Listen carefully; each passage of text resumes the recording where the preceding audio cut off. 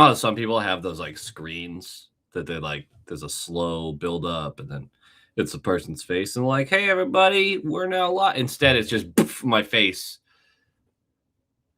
But we're live. I'm wearing a jersey. It's way too hot for that. It's way too hot for that. But the good news is that I'm stuck in it for the rest of the stream because I don't have anything else to wear.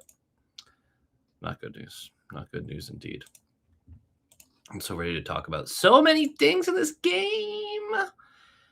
Would be smart to give everyone a little heads up whenever I do this, but I don't do that because I'm dumb and whatnot.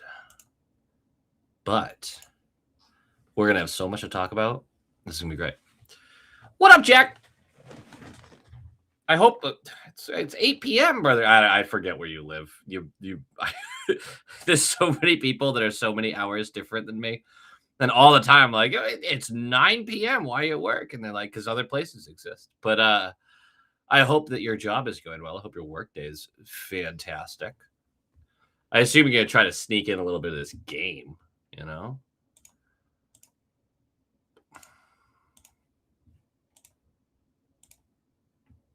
Wow, they're really going bussy. Wow.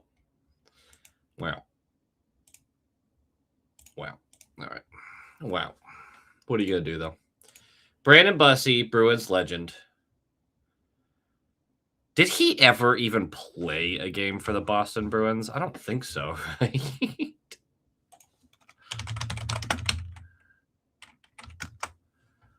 I feel like I should just know this off the top of my head, and I'm 98% sure the answer is no, but yes, I'm correct. He did not. He did not. Which makes all the sense in the world when you actually take a moment to think about it. But, you know, what are you going to do?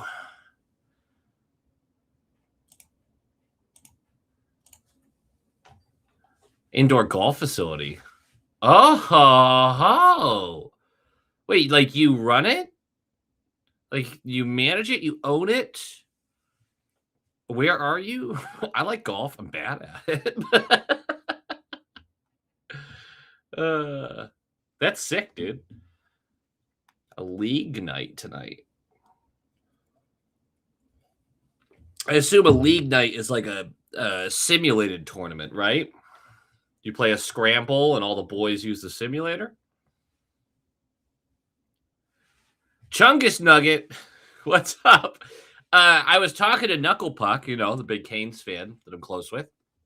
And he was saying that there's some tarot card reader on TikTok that has predicted everything correctly so far for this series. Although all he's done is, you know, watch or see clips for games 2 and 3. But she's predicting overtime, so that's as good a bet as any. Director of Golf Operations. That still sounds pretty sick. That's New Hampshire. I think you had told me that before. You had told me that before. Yeah, no. That's awesome. That sounds like a lot of fun. That sounds like a pretty cool job. I know you make anything your work, and it kind of, it's a bummer. Making it your job. Like, you can love it some days, but other days you certainly will still hate it because it's still your job. But still, as far as jobs go, that feels pretty cool. I bet you deal with some real douchebags, though. I bet that's something that has to happen every now and again. Remember Bussey's giant cheddar cheese pads of the Providence Bees?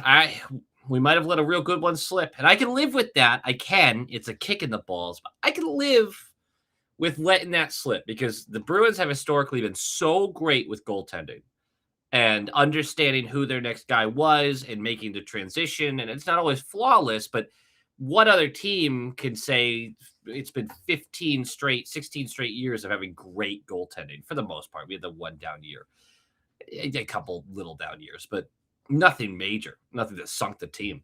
And we've had such great goaltenders here. So missing out on one, you have to live with that. And Brandon Bussey just might be that one. Obviously, we need to see a little more time as this season certainly got away from him in his last few starts. But I could certainly forgive the front office for the one.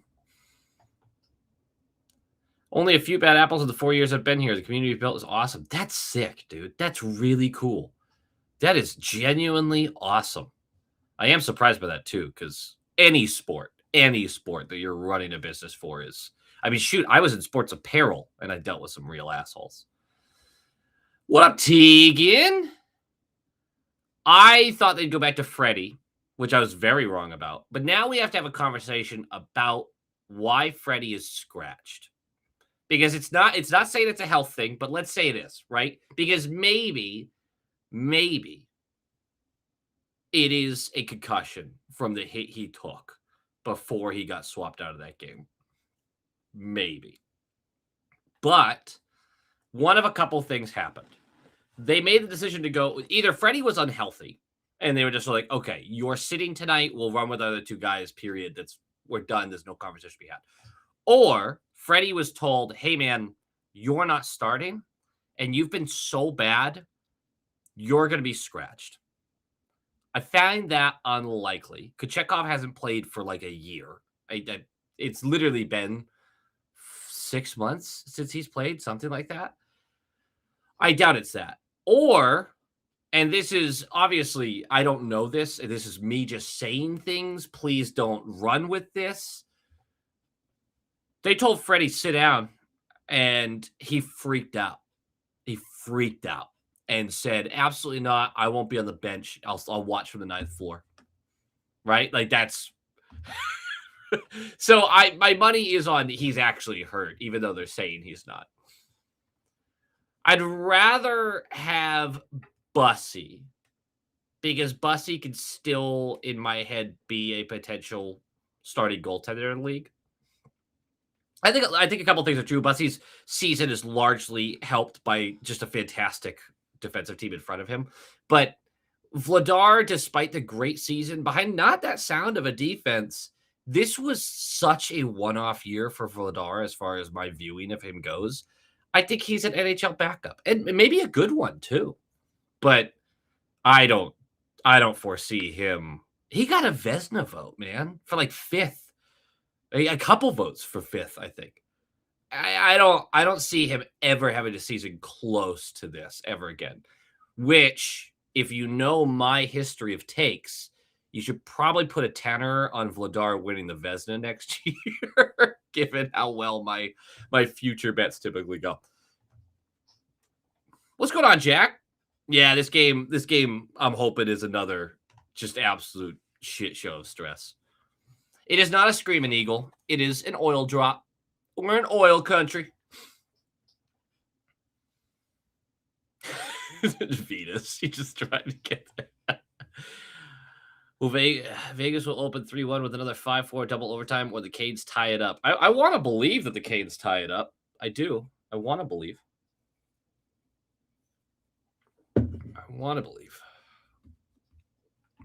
What's up, Ella?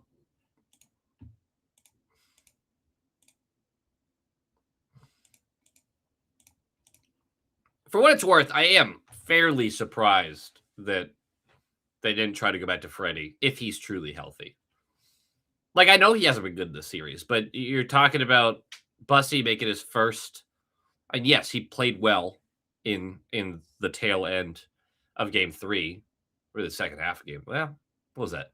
He started the 3rd period, right? So yeah, he played 40-something minutes of good hockey. I should give him credit for that, and I do. But this is his first playoff start. And it's kind of a must-win. It's kind of a must-win. So just tough situation to toss him into. Plus, with the he hadn't played for a while, and his last couple of starts, I actually have to look at what exactly his last couple starts look like, because I might. Let me just get in here real quick. Let's get in here. His last couple starts were actually pretty good. April 13th and 14th. He went back to back. Oh, I see what happened. He came in an awkward position in the 13th. Either way, a 967 save percentage on the 14th, a 913 on the 13th. And then it gets a little gross. It's 762, 813, 920, 895, 885, 833, 875, 800, 818, 857, shoddy, 889, 846, 840. The guy for the last 3 months of the season was more often than not terrible. I don't feel good about this at all. If you're a Vegas fan, Marner's going nuclear, right? You could clearly score on this team. You're getting the better scoring chances in a lot of these games. I feel very comfortable if I'm Vegas. Oh, 5 a.m. start, Jack. That's tough. That is tough. I have like a 7 a.m. start, which is, I mean, it's a 2-hour difference, but that's like a 10-hour difference, right? That's a whole world of difference. That being said, don't really want another overtime here. Like, I want an overtime, but I'm an adult with an adult job, unfortunately. I shouldn't even say that. There are so many adult jobs that would actually allow you to watch this whole game. I'm an adult with not a good enough adult job. How about that?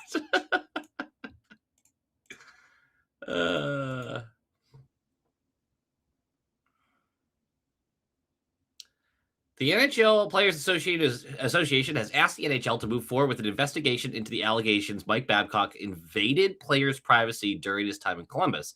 Now, this was a well-known rumor. Let's call it a well-known rumor. Why are you moving forward with this investigation now instead of when it happened and just have a legitimate ban of the guy as a coach or not? So now we have a team trying to sign him who will now get held in limbo for it. Which, I mean, he doesn't deserve a job, I don't think, but that's a whole different conversation. I don't like this. I don't like this. Oh, the league is waiting to hear from the Oilers. And if Edmonton wants to hire Babcock, then they will move forward with the investigation. Otherwise, they won't. That puts the Oilers in an awful spot. Why would they do that? Yeah, Jack, I'm with you. There's a couple Jacks in the chat, but I hope Vegas doesn't win as well. I would like a Canes victory, mostly because I know this means a lot to my buddy Knucklepuck, but I mean, every conversation I've had with him is the stress he is feeling about this series. He wants this so badly. So badly. And he wants it badly so he can make my life terrible. And I understand that, but I love that guy. And I really am rooting for him. 4:15 comes way faster than you think. Brother, I know it. I used to have a 4:30 wake up time just about 2 years ago. When I first started the channel, I'm all over the place. About a year and a half into the channel, I got this job where I had to wake up early, maybe a year. And for a couple of years straight, during the hockey season, it was I'm getting to bed at 1 or 2 a.m. and then waking up at 4:30 for work. And that was routine in my late 20s and my super early 30s. And so, couldn't do that much longer. I was not a nice person at times as I was trying to figure out how to live with sleep deprivation, especially when you have like a West Coast trip, right? A 3 and 4 nights in the West Coast was I would get one actual night of sleep that would be somewhere between 11 and 12 hours. And those other nights, I basically didn't sleep. And it was not healthy. Boston Red Sox 49, more fuck cancer funds. Hell yeah, dude. He's always coming in with this generosity. Why make trillions when we could make billions? Amen. Got to be at my adult self-employment job at 10 a.m. tomorrow. Hell yeah, JR. I'm curious about... The thing is, I have to have something that I would employ myself at, right? If I was to start something like that. The YouTube channel would always be a fun, like, hey, I wish I could, for a season, just full-time be YouTube. And I just see how successful I could be with that if I really poured all of my time into it. I don't know. Maybe I'll give it a chance. But I would have to sacrifice a lot to do it. Dampen! And you're not, you got you right on time. The game still hasn't started. It's 8:14, actually. I'm being ridiculous. Being ridiculous because they never start on time. What do they mean by invasion of privacy? Like, how far are we talking? Oh, like going through their phones and things like that. As far as I'm aware, nothing of a nature that would disgust you. It's plenty of a nature that would make you go, "What a creepy, angry old man." When's the last time Babcock did anything of note? Hasn't actually coached since 2019, hasn't won a playoff round for longer than that. Like, what's the upside? Yeah, Chief, I'm with you. These guys who are known to give like these hard asses who come in, and I wonder if Cassidy will end up being this guy too. But they come in, they make your team better for 2, maybe 3 years. By year 3, you have to kick them out because the locker room hates the guy. But those first 2 years, everyone is just going. Like this Torts hire right before the playoffs, as scary as that was, you could tell that things in Vegas had stagnated quite a bit. They hadn't had good injury luck all year. So there's a little predictable side to that. Like they're finally healthy and now they're going to go on a run in the play. That was fairly predictable. He said not predicting them to be in the finals. But Torts is one of those guys where you expect him to give you a boost for a year or two. And I think he also knows at this point, he's like, I'm being used for a 2-year run and then I'll get kicked out for the next guy. But can I do my job in that time? That doesn't really exactly answer anything, but I just go on this rant. That's the only upside they can see from it. It's just, let me give my team a boost for a minute. And for the Oilers, this year or two is all they have. Toronto, this year or two is all they have. They have these star players who potentially want out. They need to get this done.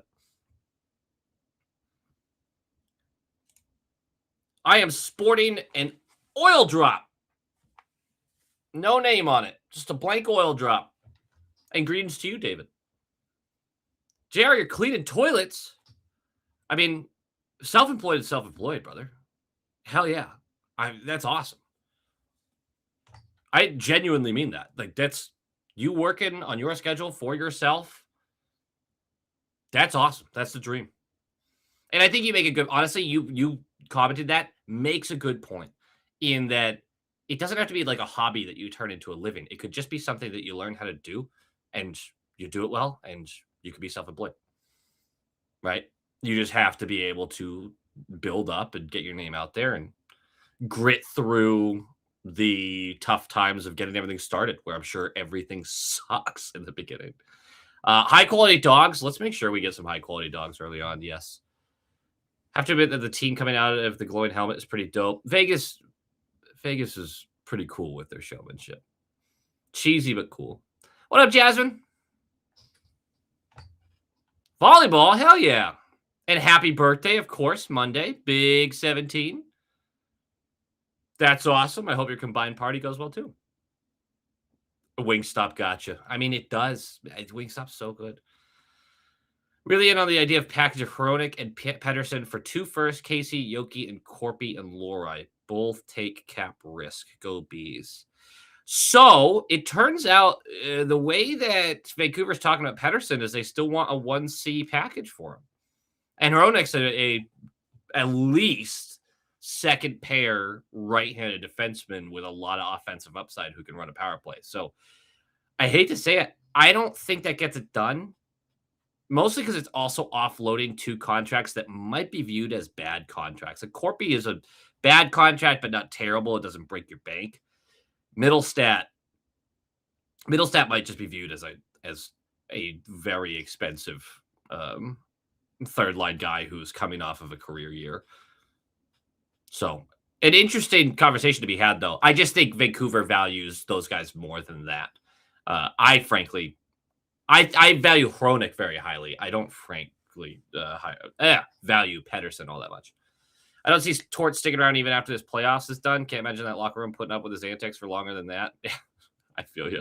Especially because they're coming off of Cassidy, who antics aren't that different. We think Bussy makes the final horn tonight or Anderson finds his way. So Anderson is not even dressing, Jack. He's scratched. And they say it's not for a health concern, but I think it's fair to wonder if they're being a little cheeky. I think if he's healthy, Anderson took the news that he wasn't starting very poorly and just, said, screw you guys. I'm going home. Never had Wingstop, and no, I want some. And now you want some? I mean, Wingstop is so good. Metroid, how's it going, dude? Been a little while since I've seen your username. Hope you're doing well. Thank you so much for popping in. I say been a little while, but my brain works in like these weird segments, so my memory isn't anything. Wearing my Vegas jersey to try to get some reverse voodoo going on. I've done it. Not gonna lie, I've done it. I bet on the Habs in the last in the last round just to make sure that they weren't gonna get past Carolina. Looks like I didn't need to do that. Turns out, but hey, I did it anyway. I take a risk on Pedersen, but I think we need to trade Lindholm, Elias Lindholm back to make the money work. And I really have a hard time seeing Lindy wanting to waive his no move to go back to Vancouver. Yeah. Yeah. An impossible scenario for sure. For sure. And Vancouver, obviously, we got to send a bunch of assets over there for them to take Elias plus give us Pedersen back. He did technically let 6 go by him last game. Freddie has not been good in this series at all. And there is a genuine possibility that Rod the Bod was like, you've been asked, dude. I'm running with Bussy and Kachetkov. I'm not even putting you in. It's possible. I'm going to be stubborn on Elias and thinking if his back gets straightened out, dude could be a good 3C worth 5 million who lightly grown. So Hope and Cope, I'm with you on the Hope and Cope is he's just our new Charlie Coyle. You just want him to be as good as Charlie Coyle. Charlie Coyle at the time, a very overpaid 3C. Fine. Not even very, just an overpaid 3C. Elias, if he can be a consistent 3C presence, fine. Especially if he gets the defensive shutdown stuff. Now, I do want to point out, you said if his back gets straightened out. Let me ask you something. Have you ever heard someone say, I used to have a bad back? A bad back is forever. I started to have back issues in my early 20s.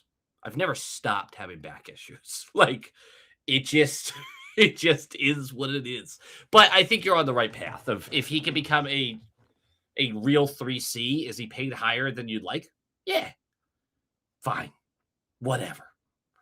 I can live with that if he can be a productive member of the team. Because remember, the money being spent isn't really the problem. Now, obviously, there's cap issues that come further down the road. There's conversations about that. But if you could be a championship caliber player at the position you are playing, fine. 7.75 or whatever he makes as a 3C. If you're a championship level 3C, shutdown center, great defensively, can get the puck up ice, don't care what you paid as long as we can still fill in the other roles. There's no mention of their cap hit on the cup, I guess is the point I'm making. Oh,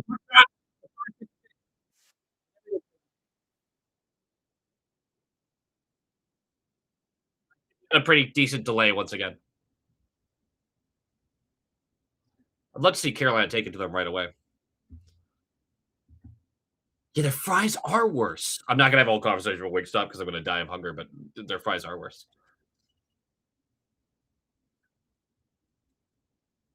I'm back and ready to call goals before they happen. Hell yeah, Doyle.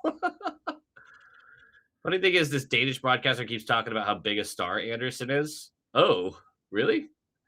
Oh, this is nice movement for Aho. Aho has to have a signature game at some point. Like, something this playoffs, dude. At least Jarvis managed to get a overtime goal. One thing I'll point out, Vegas has had a bunch of unnecessary icings, and it keeps putting them in a bad spot. And it looks like a bad spot that's going to really hurt here. You can see the kind of delay I'm on right now. We're working through the stoppage after the icing. Frank, the e-bug? That's incredible. I didn't even know you could do that. Let me see this goal that you guys are talking about. Chatfield, get it on net. Weird bounce, back up front. Kinda hot! Scars! Carter tries to play the puck and misses, dude. Couldn't happen to a nicer guy. Good start. Good start. Good start.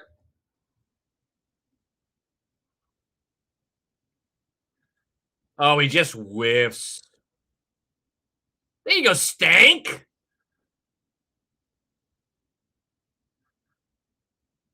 That gets a right on. There you go. Yeah, no fix at a bad back. One benefit of being short is your back is like immune to injury. That's awesome. 6'4", he constantly guys through it has horrible back pain. Yeah.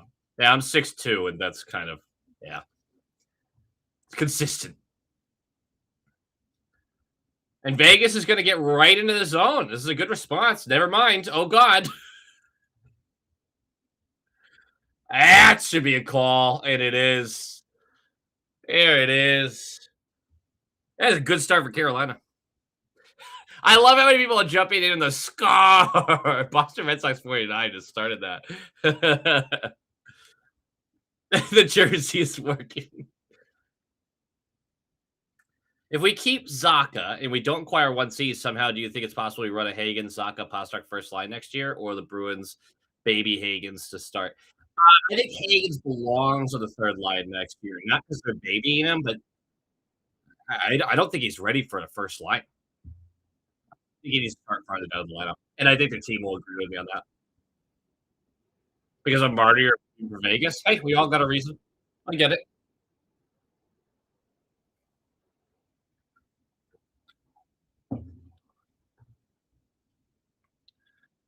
Oh, I should have paid attention to what the I know your Doc Emmerich tribute. It's beautiful. I should have paid attention to how many power play goals they've gotten because I feel like their power play has not been very good. Oh, never mind. 3 for last 4. Oh, that's right, because they went nutty last game. Uh-oh, a little miscommunication. And it's down the ice.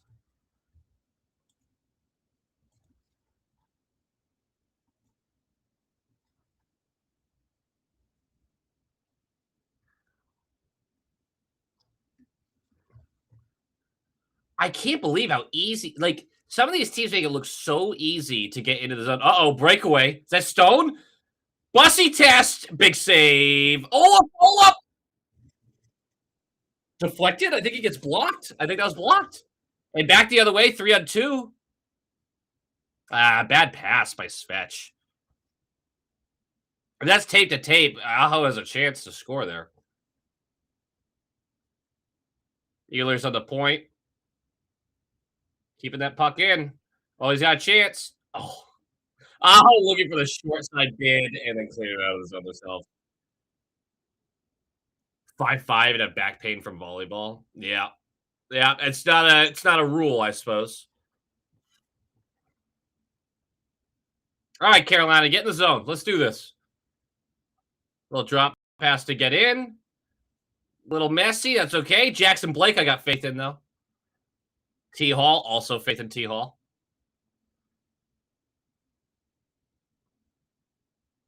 This is good setup. And again, from distance. And again, from distance. No.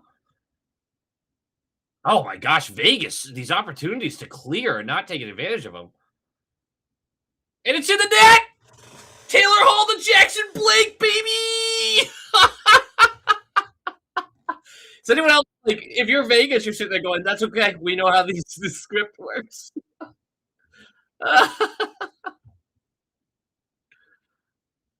That's a beautiful play by Hall.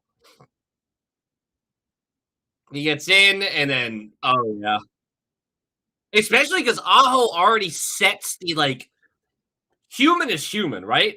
Carter Hart deals with that Aho chance where he tries to get him short side from that goal line. So Carter Hart has that in his mind as Taylor Hall is in the same position. And I don't know if this is on purpose or not, but for Hall to then just do the polar opposite, knowing that Hart has to hesitate on that post for just a second. Nice stuff. Vegas' jerseys make me think of McDonald's fries for some reason. I think that's a you thing. What a fun individual thought, though. Chungus. 2-0 is the lead of doom and despair as far as the series goes, I fear. Hey, just wait till it gets to 4-0. Then we're going to have a really interesting conversation. Come on, Stahl. Let's get another one here. Oh, no shield. I keep forgetting who you're rooting for here.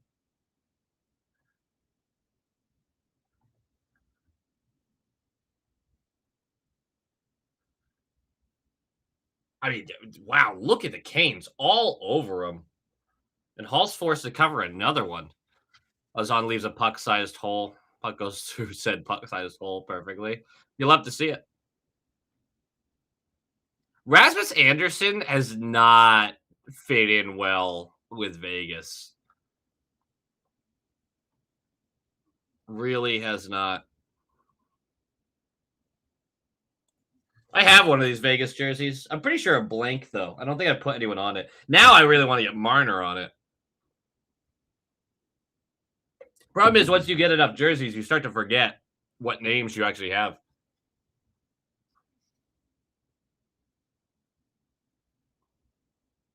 And not for nothing, both those goals are scored in tight. Real estate has been really difficult for Carolina to get to, that prime real estate. Politics, lesser of the two evils. It used to be lesser of the two evils. Now it's just nuclear bomb time. The Preds have the mustard jersey. Would the Vegas jersey be the honey mustard jersey? That's what we need to get. Some goofy Vegas logo that takes up the whole center of the chest. Talk a little bit about jerseys, Johnby. What's up, dude? Johnby, did you do a breakdown of the Larkin stuff yet? Best shit for Vegas so far, and it's all on the wall still.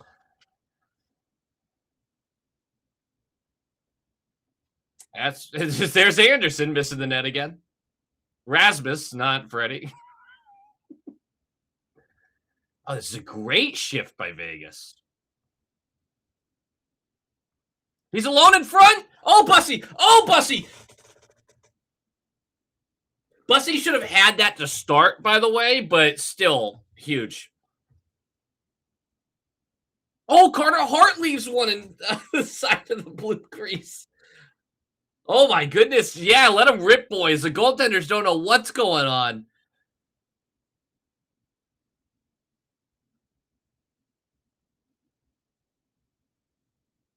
Look at these battles, too. There is no space on the ice.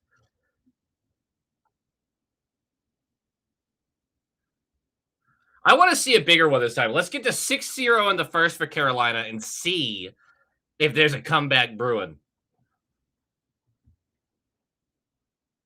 The bus over Andrew Dingus is a cool choice. Get Wingstop and McDonald's. Why not?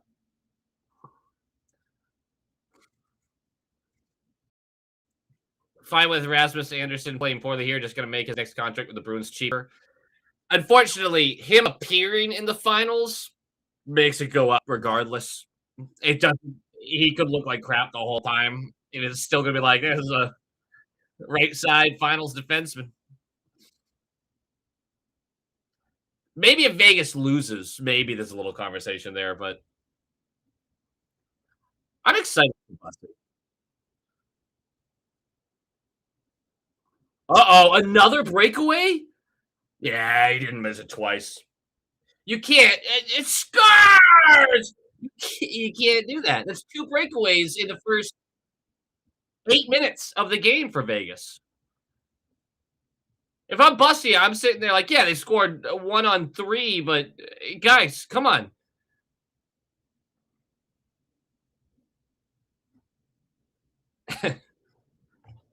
Yeah, he's not missing that twice.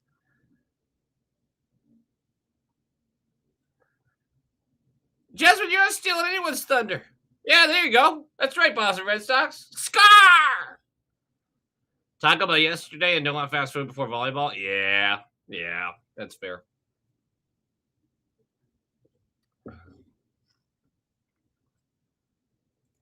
No cup for Eichel? I think he's already sipping out of one there, brother. Oh, it's actually just 2 shots? Wait, what? They didn't count the shot from Stone's other, not Stone's, the other, like, robbery? Hey, either way. Vegas is right back in there. Not another cup, fair. No. You can't blame a goaltender for a breakaway. Another. Oh, I thought they were about to get another one. That was a shell move, too. That's me deking through 3 guys.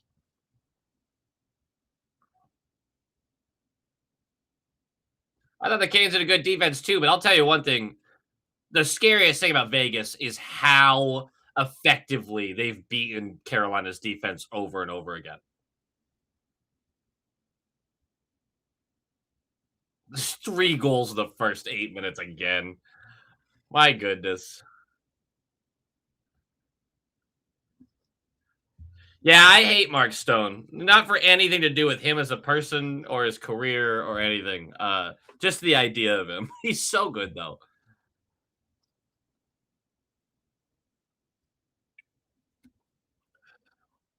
What a pass though.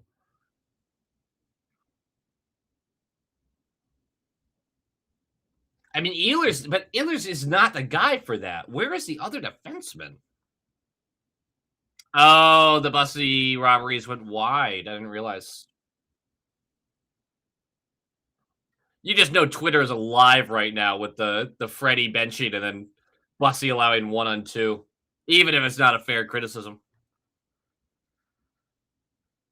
Yeah, I would say Vegas looks fresher than Carolina, despite Carolina starting this game at a higher level. Vegas just seems to come away with more on the boards.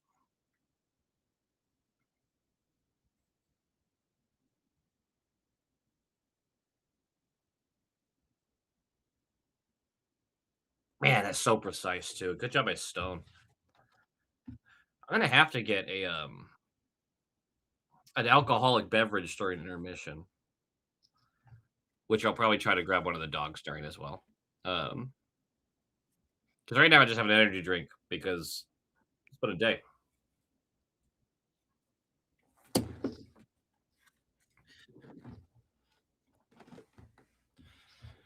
Series hasn't been very chippy. It hasn't been like after whistle chippy, but I feel like it's been clean but physical. I mean, a lot of board work for both these teams. Waiting for the Stank Man to take over. I mean, he's already got one. Really? Nothing on Twitter for the Busmaster Flash, the big bus.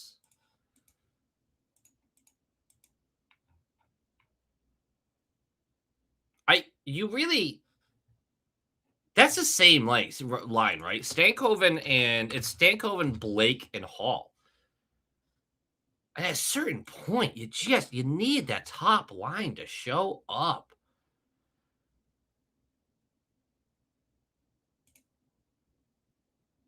Although maybe they have switched them up because it looks like Ehlers was on the ice for that second goal. No, because the first goal was Hall, Stank, and Blake. That was just a line change where they got caught during the play. Interesting. More gritty than chippy. I'd agree with that. Vegas is the most stacked team. They're the Yankees of ice hockey. You look at the roster, I think you make a good point there. It's just purely recognizable names. Remember how these teams are known for great team defense and low scoring, boring hockey? Anyway, Stone scored the 20th goal of the series. I feel like Carolina, of course, has that reputation. Does Vegas have that reputation? Vegas was stacked from inception. I disagree with that. I think we're rewriting history quite a bit with that expansion draft. It turns out a lot of players were, you know, going to be better than we thought. But many of us, myself included, were still expecting that team to really struggle at first. Masterfully handled the expansion draft, though, truly. And I've never seen a team with quite this level of fuck them picks, you know? It's good defense right there. Couple of really easy missed passes by Carolina so far. The Habs are the Yankees of hockey. In the sense he's talking about it, though, I think he's right in saying that it's all recognizable star names, you know? While the franchises are more comparable. I think the team itself, the current roster, I think it's a fair comparison. Great checks for the benches each game. We love how the door keeps malfunctioning. Whew. That was a clever shot by Jarvis.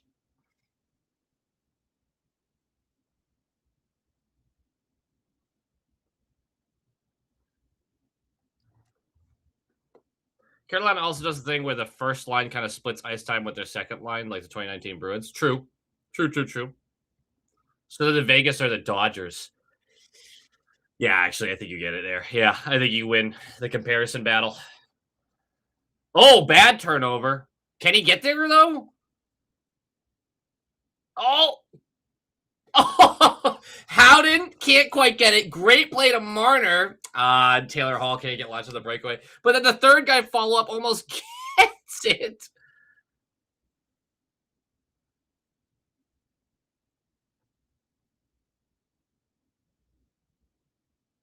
Friggin' Lauzon, man. I mean, again, there's opportunities to clear and they can't do it. Give it to Miller. All right, Miller's got it. We're fine. Everything's fine.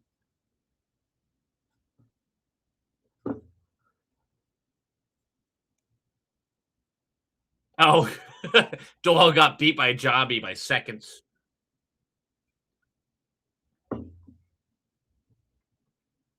Quite literally 4 seconds in difference between those two comments, by the way. The Dodgers comparisons. That's a bad defensive. That's a lazy defensive play. What an opportunity. And that's Dorofeyev, too? Damn. Big saves.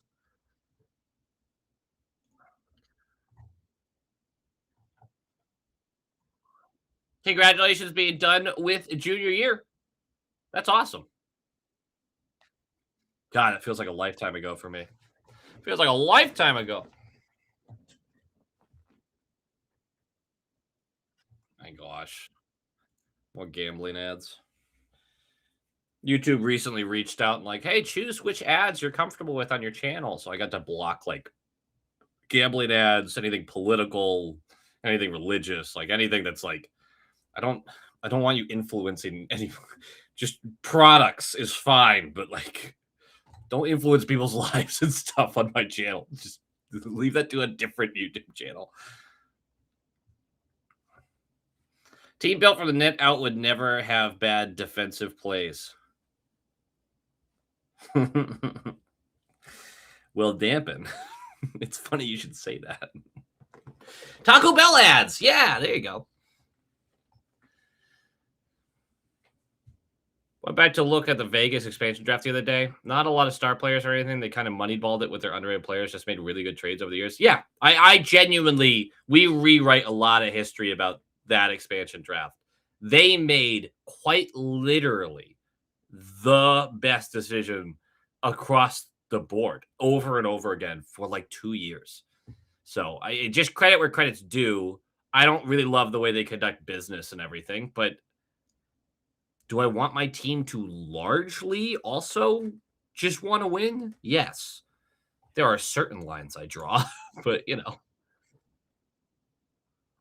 I can't stand gambling ads either. And it's a bummer because I've had opportunity to be sponsored by gambling companies, and it would have been the first time I've made like a chunk of money from the channel, but I just feel like I'm selling my soul on that. Um, and if it's something like if I ever started a show that was more about gambling and things because I enjoy sports gambling, that's different. It just has to be people have to be prepared when they're going to my channel that we're talking about this subject. That's not what my channel currently is. And there are young people who watch my channel. I just don't want to influence them as much as they've already been influenced by it. They want everyone gambling. They love it because it keeps people poor and it keeps money flowing up. And it's not a good idea unless it's used casually and safely. All right, that's my rant about gambling. How's it you quit on a team and then 2 years later you're in the Stanley Cup? I mean, you're a coach, you're allowed to do it.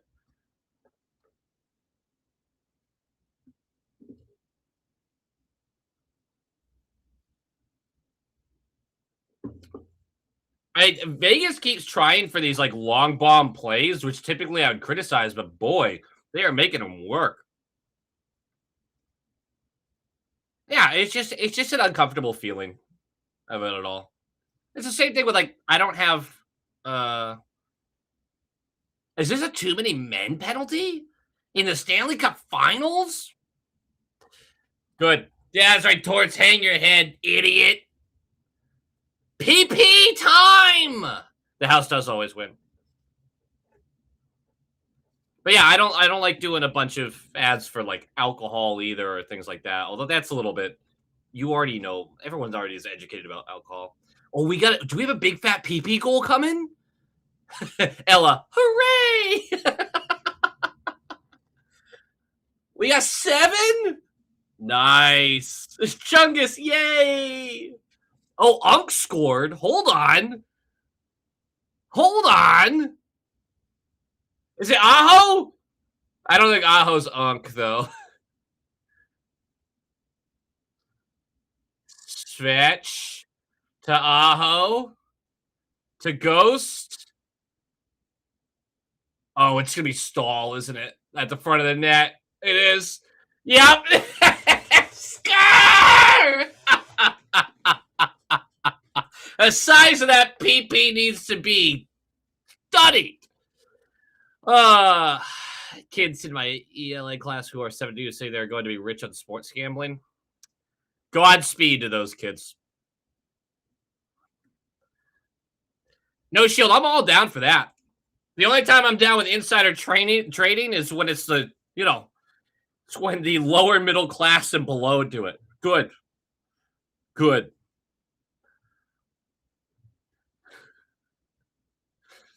I don't want to cash it on that.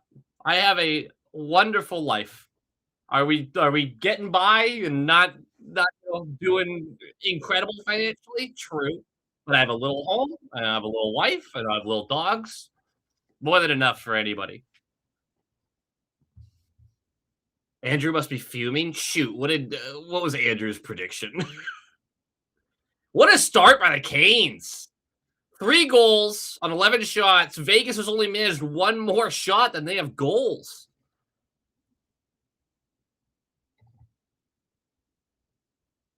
Unk still got it. Hell yeah. Stahl is not my Unk.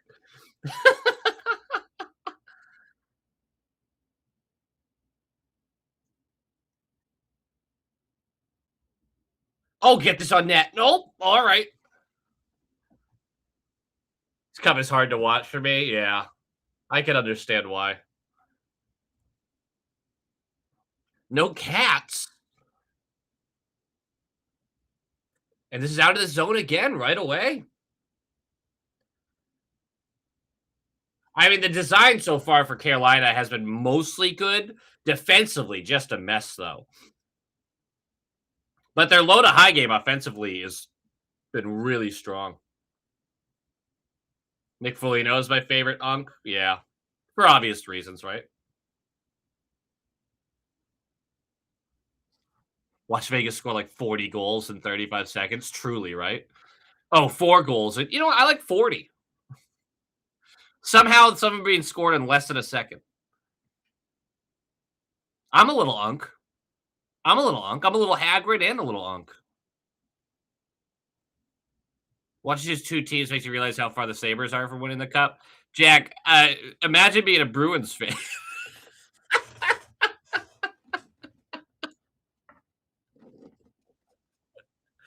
Ah.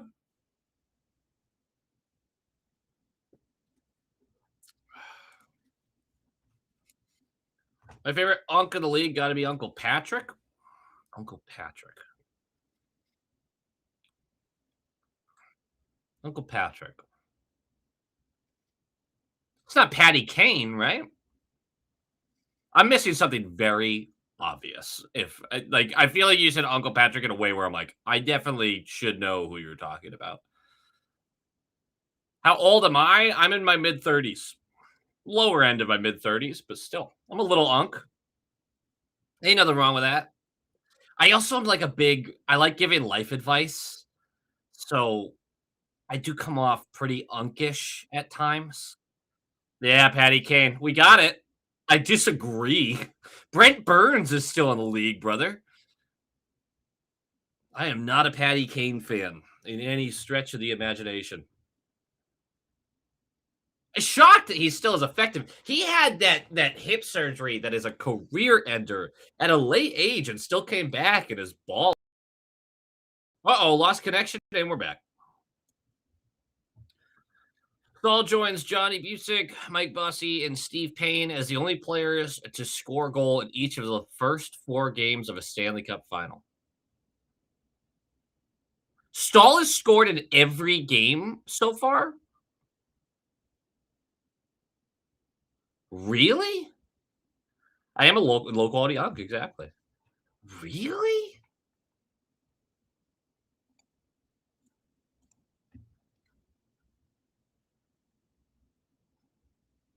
Holy schmoly, you're right. Got a goal in every game, Conn Smythe. Gotta wonder if he comes back to Detroit now. Jobby, last we talked, and please correct me if I'm wrong, I thought you were like certain Patty Kane is coming back for 1 year.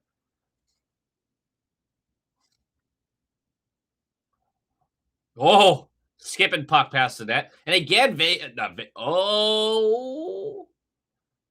Yeah, I think that's a good non-call. I think that's a good non-call.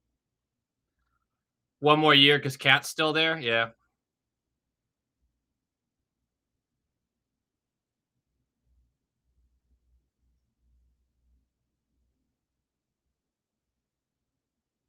I mean, this is just textbook from the Canes of the first year. Just textbook. Couldn't be any better for Bussy getting this lead early. True. Yeah. Although it just takes 1 goal and the knowledge of what the first 3 games were to give yourself a little shake, little shiver up that spine. Man, my stream is struggling right now. Oh, did the Sox lose? Of course they did. Bunch of losers. Bunch of losers.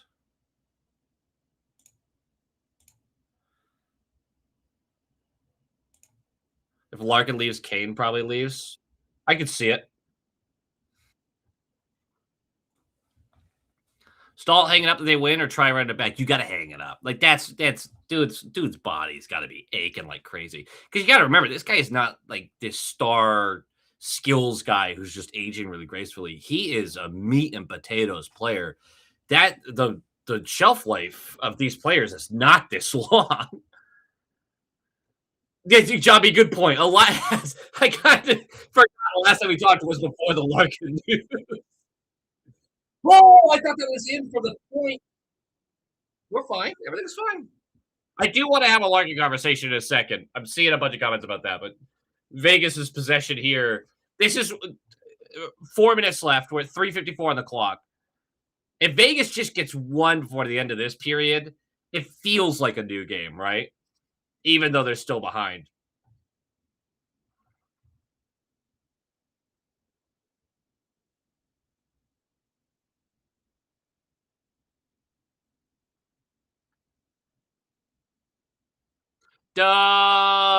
Yankees lose, but it's the Red Sox. Boo. Seeing Larkin's trade list makes you upset. No one ever includes Boston in a list. If you're Larkin, objectively, and you are like, I want to keep my list as small as possible to really force their hand, are you picking Boston right now? Right? Like, genuinely, over all the other situations of the league, I wouldn't.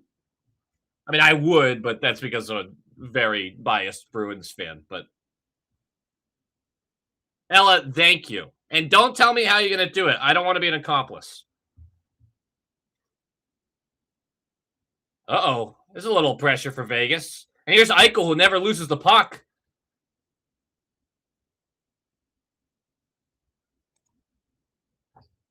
Oh, that's a high stick. Oh, no call.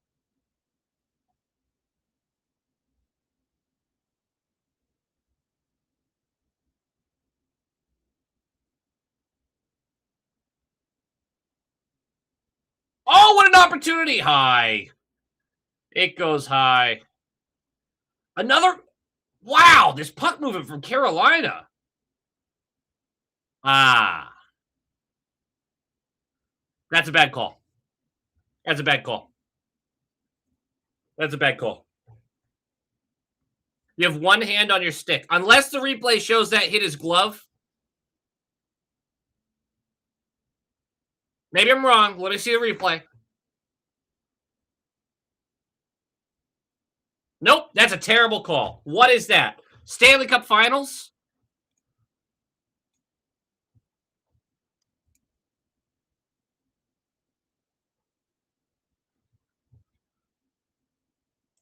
That's an awful call. I'm so sick of the. He knocked the stick out of my hands. You had 3 fingers on your stick. That's not enough to get the job done.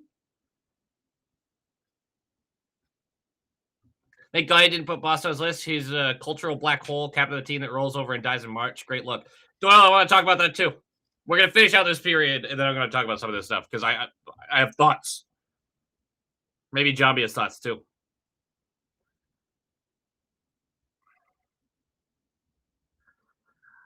I'm gonna be honest, man. I didn't pay that much attention to the Panthers and Vegas final.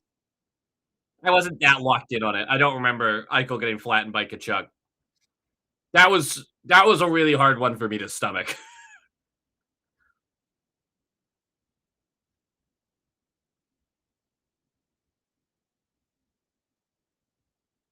Here we go. 2:20 left on the clock. 1:52 left of the power play, and this will be an easy clear. Woo! That went high on the glass. What's up, Anthony? Send me a link and I'll hop on. Actually, are you actually down with that? As soon as we hit intermission, absolutely, we'll jump in. Oh, opportunity for Eichel.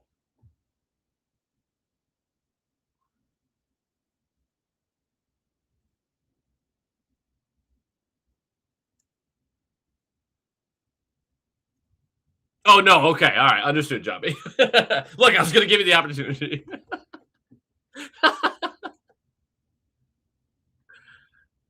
Oh, you might have been responding to Ella. All right, now I'm just confusing comments. 101 left of the power play. Not a lot going right now. Vegas is taking their time. They don't feel rushed.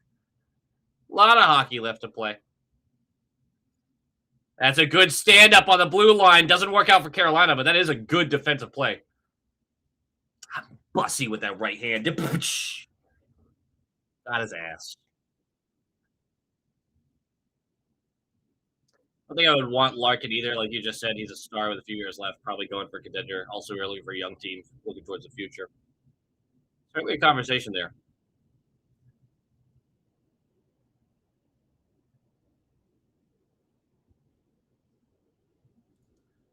Johnny, if you could give me a definitive, I will jump on or I will not.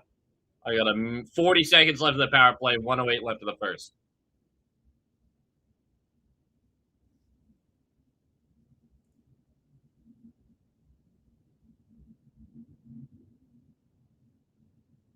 I'm sorry, it's been 33 years since a right catching goaltender started a Stanley Cup Finals game. That's crazy.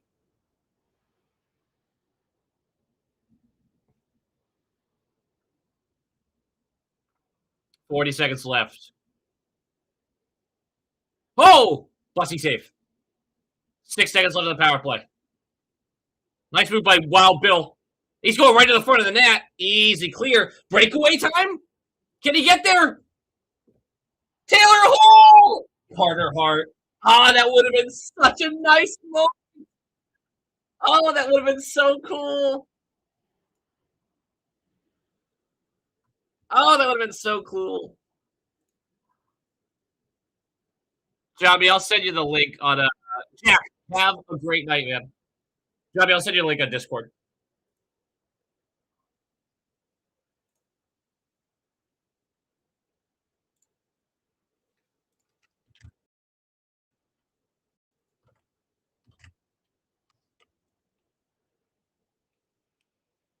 Wow.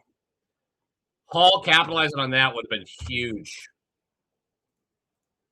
Would have been huge.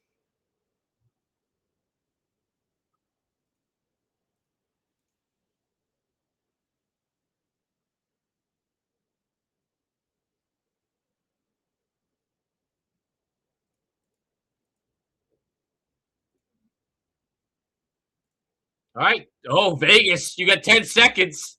Team of Destiny stuff here. Can you get one late? 4, 3, 2, 1. It's in the net. It's in the net. Does it count? Did it count? And people are saying no. It won't count. Oh, that was close. By the way, that's just another puck that gets behind him. We talked about this with goaltenders, whether it counts or not. Oh yeah, yeah. No, not even close.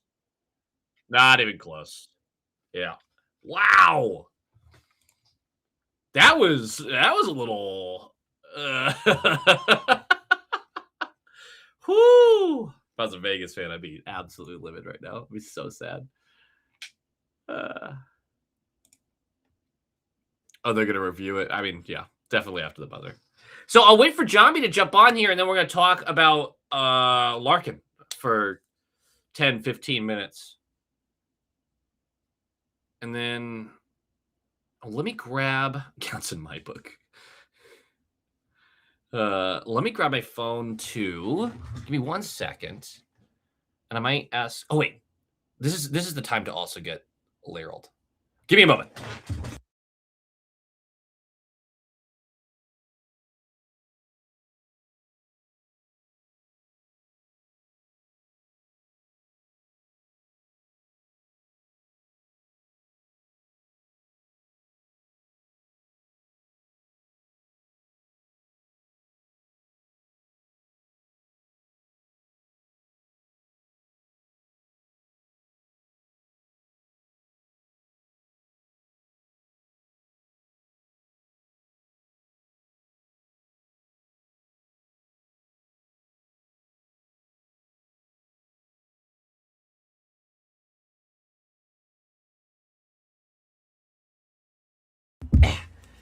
It's that word.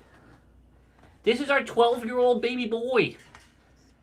Look at him. Look how cute he is. Whoop, whoop. It was his birthday a couple of days ago. We went for a fun little walk. He got a little treat. He's the good one. He's our good little man. He's the only dog we have that behaves. Look at him. I love you, buddy. All right. You can go back to your mom.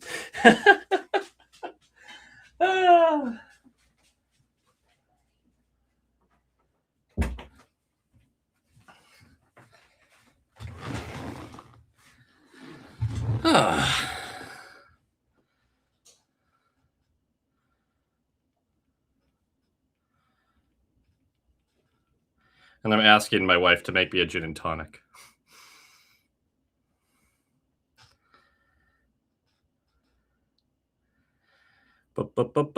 Great. All right. Still waiting on our boy. And we'll talk some Larkin. All right, hold on. Smoke channels, honestly, at this point, the cap just feels fake for this offseason. Teams will find a way to get him. The Guinness is done. It's truly, finally done. And I'll still go out and order a Guinness tomorrow, but man, I'm not going out of my way to bring a bunch in my home. Where does Subban get his clothes from? I think he's a stylist, like a professional one. Which teams really want Larkin? I mean, this is the conversation we're gonna have. Because Larkin's gonna it depends on who wants him. Because there are a couple of teams super capable of getting him for the best deal, like with the best assets. Oh, here we go. We're live.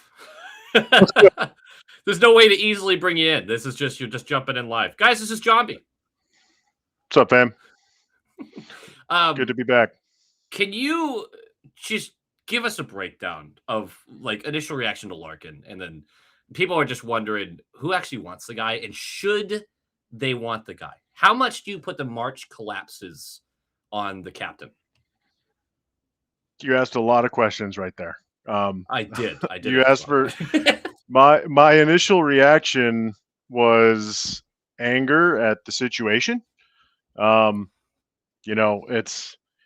I didn't put any blame on the player necessarily, at least not initially, given the context of it's been 7 years under this management group.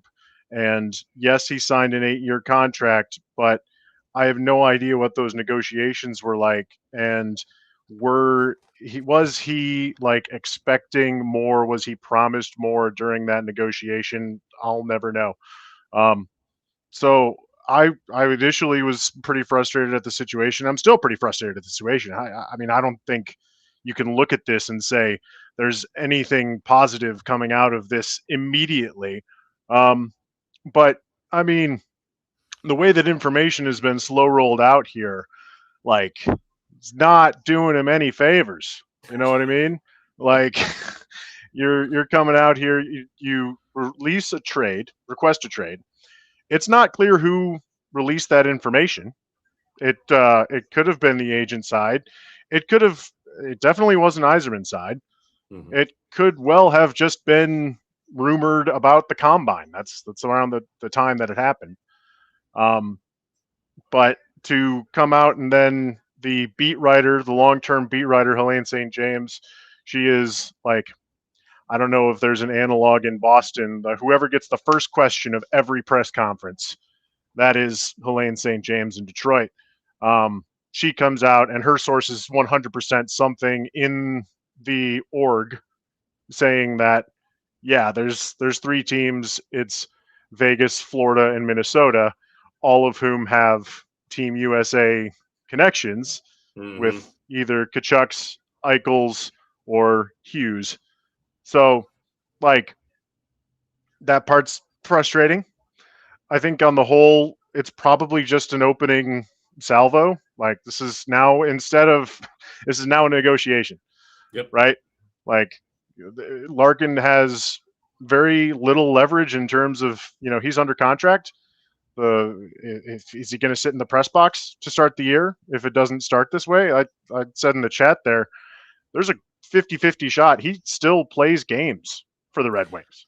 I think that's a super important point. I keep hearing people talk about this like Larkin has them over a barrel. No, Yzerman still owns the next 5 years of Larkin's career. Like, that's the truth. It's like, you don't have to move him. You want to sit in the box for the rest of the next whatever, man. That's fine. Right. I don't have to move you. And so I've been surprised by how many people think that Larkin just gets to pick a spot, because that list that he gave, guarantee that list adds 5 or so teams by the time they really get serious, or he's locked back into the Red Wings and everything's fine and this is a blip. I don't think this was ever supposed to get out, Ian. Yeah. I think they wanted to do this quietly, and among my initial reactions, potentially it's just like the bargaining stage of grief, but one of the initial reactions was that this was a leverage ploy to make Steve make some moves, man. Like, this is I'm requesting a trade, but maybe if we switch things around or actually be aggressive here or do this, that, the other thing, you can convince me to stay, kind of thing. Yeah. Maybe there's that element to it. I don't know if it's too late now that it's gone public. I don't know if it was naive to ever expect that it would stay under wraps. Probably a bit. Maybe naive for that, but the too late stuff, Yzerman's just not a man who lost you. Sorry. Little Yzerman's not a man who what? He's not a guy who operates like that. He focuses on what the best course of action is for him and his franchise. And while I love to make fun of Yzerman, Andrew really loves to make fun of Yzerman, he's not going to go out of his way to go, all right, well, you give me, I'll choose those 3 teams, whoever gives us the best deal, and it's 30 cents on the dollar. He will wait. He'll wait years if he has to. It'll get disgusting. We've seen this before. Yeah. Everybody's brought this, like 10 years ago was the Jonathan Drouin situation. Granted, much different player at the time. He was a very high draft pick, but he'd never really established himself in the NHL yet, and that was his big gripe with that situation. There's also the Martin St. Louis situation, but however, Yep. that was like also very different because Martin St. Louis was in the twilight of his career. He only played, I saw something like 70 or 80 more games in the Yeah. NHL after that, after he did eventually get moved. Um, so this is a player who is in the prime of his year, on the back half of the prime of his career, but in the prime Still. and under plenty of contract control still. Like this And a good should contract. be, there is no obligation to settle for anything less than top dollar. Yep. And I mean, if you are paying attention to the Red Wings fandom, the podcast sphere, like everybody, he's enemy number one. If he takes games in a Red Wing sweater, he will get booed. The C patch that's on his chest will no longer be on his chest. It is what it is. So I was do they want surprised. does Larkin want to deal with all of that noise, or will Hmm. he open that list up and allow for a more competitive market? Two teams that I don't know if Yzerman would be all that happy with. I think a lot of the best matches for this trade are in the division. You know, Yep. Montreal, Montreal is the first Tampa. one that comes to mind. Man, they need a second line center, Yep. and that team is cooking with gas. I mean, they're already, look at what they did already. It was a Yep. miracle run. They got fantastic goaltending. They shouldn't have been there, but you had a guy like Larkin between Slavkovsky and Caulfield, or if they move that down, then he's going to have Demidov on his wing. Hmm. Brother, If Demidov doesn't go the he's other way. never had anything like that in Detroit. I Never. was surprised that the fan base so quick. It was an hour after Instant. they were so quick to go. That's actually what we need. We need to get rid of Larkin because the next wave is coming. And interesting take. I do got to ask. This is the most important question. How much? Now, obviously, this year he was injured, but this is the third year in a row. Sure. I think. How much of these late season collapses can you put on the captain, but also he's the vet that people listen to. You got plenty of older Mm-hmm. guys, but the guy Mm-hmm. that you listen to, how much of his percentage wise, how much is at his feet here? What was that? How much is it? What? How At much is his at his feet is feet? what you Like, said? yeah, is Okay. it a twenty Um, percent of it is his fault, or he's definitely not blameless. I mean, this past season was the worst example of that by a lot. yeah, Um, you know, the 5-on-5 production has been butchered to death. 1 point in his last, 1 point at 5-on-5 over the whole month of March. 1 goal at 5-on-5 in the last 40 some games of the season. That isn't good enough. It's nowhere near what you expect from a guy who is wearing your captain's patch and who is supposed to be your top line center, and that, et cetera, et cetera. He's not. I wouldn't call him part one of the problem, but he wasn't enough of the solution. yeah. Um, Not to be an apologist, but the comparisons in Detroit are of franchise legends. Like everybody compares this tenure to Steve Yzerman coming into the '80s, Mm. um, and sticking it out through the Dead Wings and bringing that team into the playoffs, and eventually, after 13 some years, winning a Stanley Cup. They compare this situation right Surrounded now by to. talent. That's exactly where I was going with that. Yeah. Yeah, and if that was everybody's expectation of this player, it was not a fair expectation in the first place.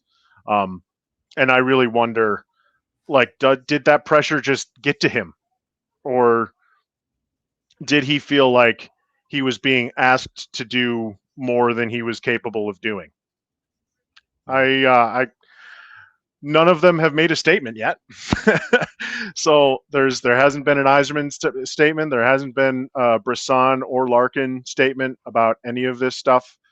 That tells me that they're still diligently working to find a deal before it gets hairy. Maybe they are working with the teams that are there, but I don't imagine that this ends quickly. I really don't. Yeah, I think we're talking about it in August for sure. Um, and I assume Iserman is sitting there going, okay, if this has to happen, your list of teams has to be longer. It has to be Hmm. longer. And I think if Larkin was truly wants out, his agent has already told him like you start with a couple of teams, you'll have to expand that if Iserman's going to do what Iserman does. Yeah, So you expand that to 7 or 8 teams. And Iserman's okay. I'm looking west. I do not want to deal with this in house if that would possible. be my preference also. Yep. Because I mean, again, making Montreal better, you need this to be a hockey trade. You need guys coming back. You Hmm. need Detroit to be in the playoff picture next year. You cannot be like, all Hmm. right, we're trading Larkin and then we're resetting this. And Bruins diehard and I just talked about this with Hmm. again the U.S. Olympic team and Hmm. Matthews and the Kachucks and everybody over there just being like, I want out. You can't walk away from this situation being like, we got worse and we just made a rival better. Yeah. Yeah, that's I totally understand that, and that's kind of why I was hinting like I don't know if that's something that Steve would want to do, Yeah. because of exactly what you just said there. Like anything that improves a division rival will be your problem in 4 or 5 years, whatever you hope your competitive window to be. Yep. Um, yeah, I want somebody in the West. I'm looking at a team who's up and coming. You know, the Sharks aren't there yet, but they've got assets. The Mammoth. I almost said Jazz.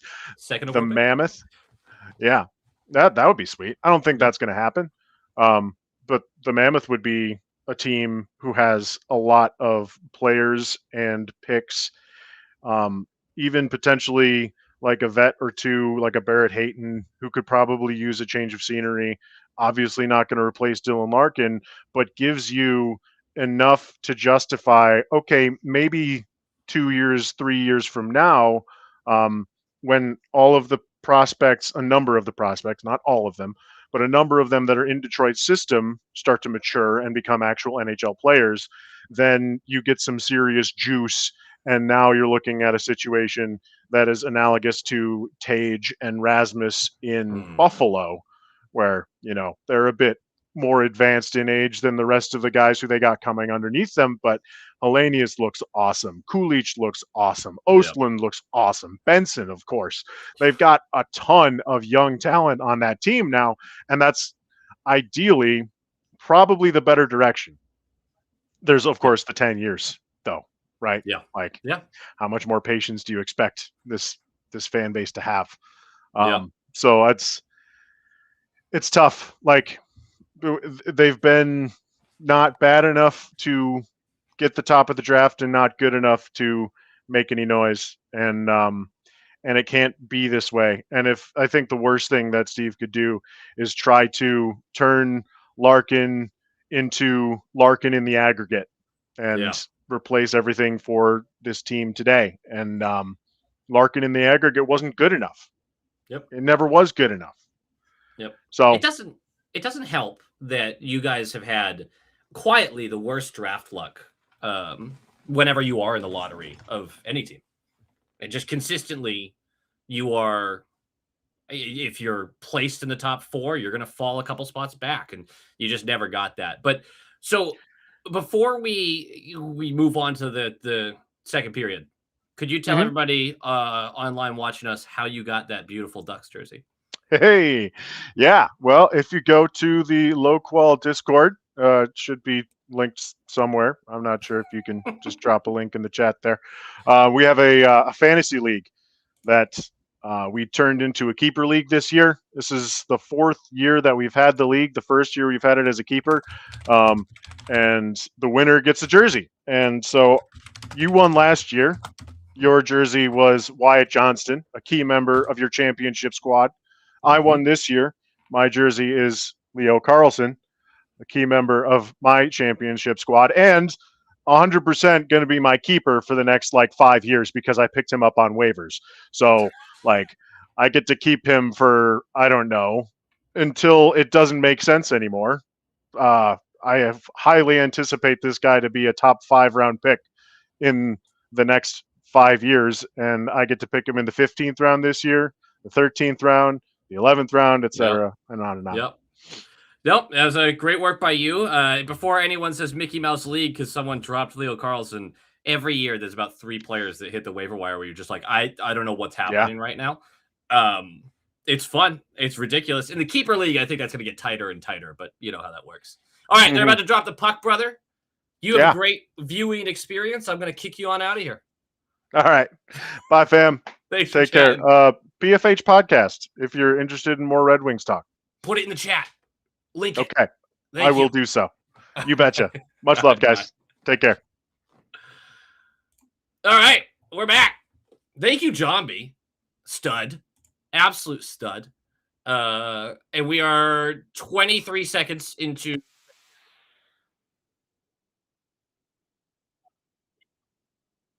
he's talking about, and he's gonna link his podcast in the chat. Play fucking hockey, PFH. It's good stuff, and it gives you a great in-depth look at the Red Wings. So feel free to check it out. I found that podcasts like his are really nice to check in on, even if you're a fan of another team, because it does keep you educated about what's going on around the league.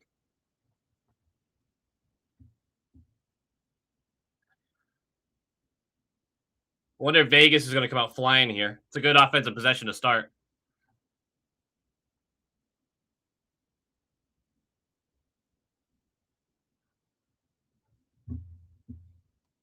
I don't think my wife is checking her phone. I don't think she saw the ask for a gin and tonic.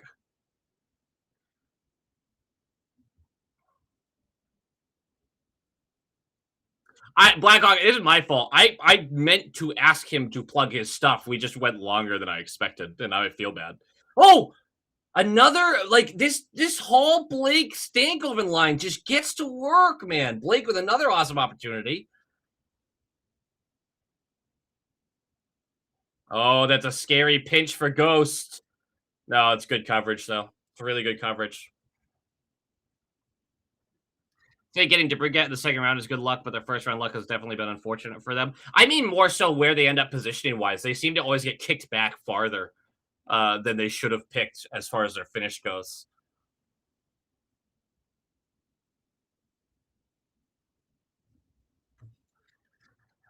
Well, this podcast is another shit for me this year. Just found out about you. Bruins staff did way better than I thought they would. Yeah, drunk commenter, I'm with you, which makes me scared for next year about how well they overachieved. And I'm curious if they can do that again, but I appreciate the kind words. And thank you for hanging out with us, man. See, Dangle did a video about the Marner Hattie. Also, just say Taco Bell and she will come running. That's true. I just say Taco Bell pretty loudly there. I did not see Dangle's video yet. Oh, that was not sarcastic. Sorry, Blackhawk. Mark into the dudes foreshadowed by Jambi. I do want to talk more about that USA locker room stuff as well. Oh, a nice keep in by the Canes.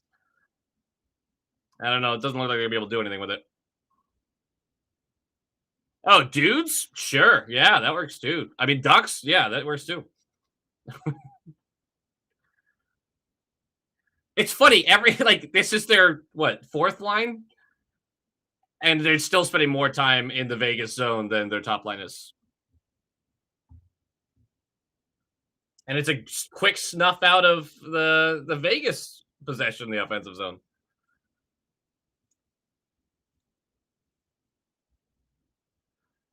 Back in chat, I X'd out of the restream, but pod links are in our Discord chat. Excellent. Excellent, excellent. I'm gonna also I can find this link while I watch a game. It's not that hard. Oh, and now there's a stoppage too.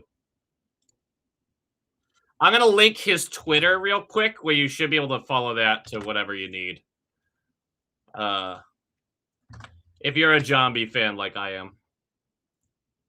I'm posting for you, brother. I'm posting.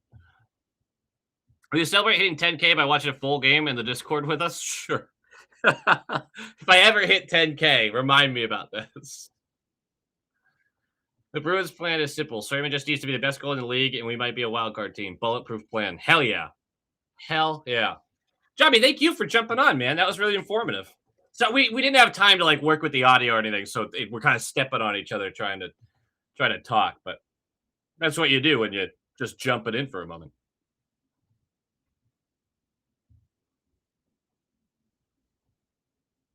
I mean, this really is. I'm about to say this is going as well as the Canes could imagine, and then there's a 3-on-2, but that gets snuffed out pretty quickly. Oh, it's a very casual 2-on-2. I thought they were gonna break that.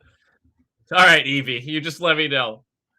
I'm a long way from 10K, and my channel doesn't like grow fast. It's a very niche community.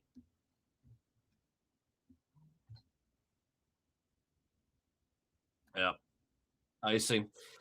Uh, so Bergeron said about Mitten, maybe very, very excited. Obviously, I know he's good, but I love how much you seem to like him. It does seem like everyone who plays with Mitten thinks very, very highly of him. I genuinely think there are two things that Minton is really missing: to have faith in the next pass that he's making. Right? Sometimes he hesitates a little too much in the offensive zone, but you saw him look around before collecting that puck. You know he knows where this puck needs to go. So it's just this awkward growth thing. And his shot, the dude shoots into the crest every time. If he can just get a little more confidence and a little more accuracy, the guy could score 25 goals and put up 65 points. He could be a really good second line center. I really believe that. And why wouldn't I believe that, right? I still think Hustadinov might be a second liner. Oh no. Did I talk too much good stuff about the Canes? I'm at 1548 right now, but here comes Vegas. It's kind of a 2-on-1. Oh, wild Bill. Wild Bill. Sir! Well, this game's going to be tight.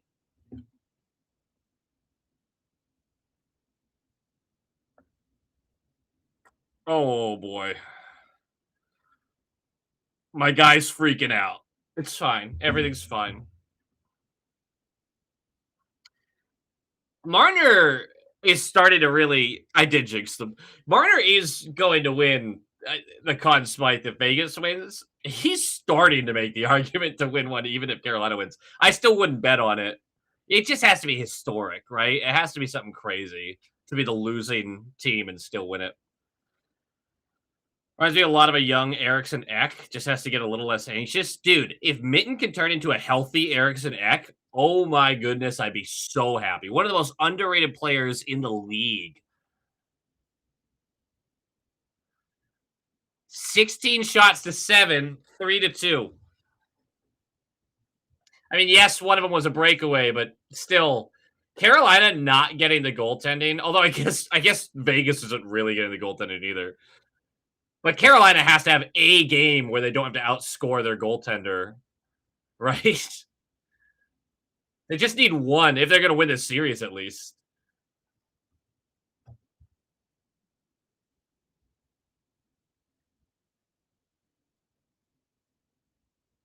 Oh, good keep in. Oh, is he gonna get there? Ah, nice try by Robertson.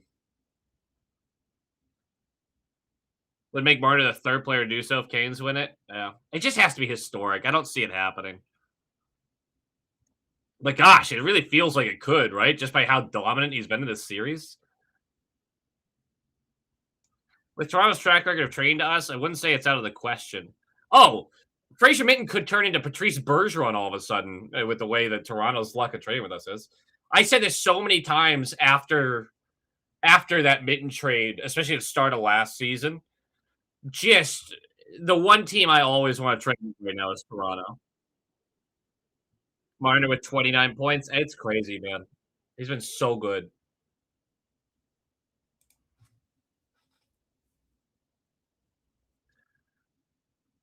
I think Carolina is going to do everything in their power. I forget who votes on the Conn Smythe. I'd have to go look it up, but it's they're going to do everything in their power to keep it in house. You know.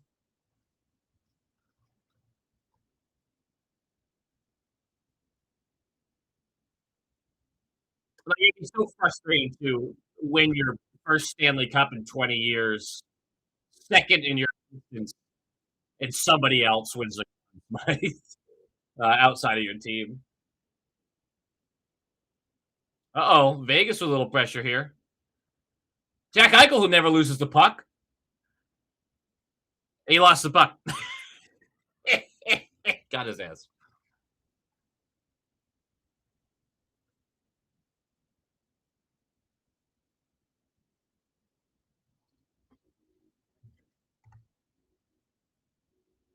Hockey Writers vote on it? Yeah. It just has to be something so far past then. Especially with a guy like Taylor Hall, who's performed really well. Stankoven, Blake. Certainly none of the goalies, though, I'll tell you that much. Hannafin for Lorai, a third and a fourth. Yeah, I do that. Yes. I don't even like you're making me feel like I need to look something up just out of how lopsided that is for the Bruins, right?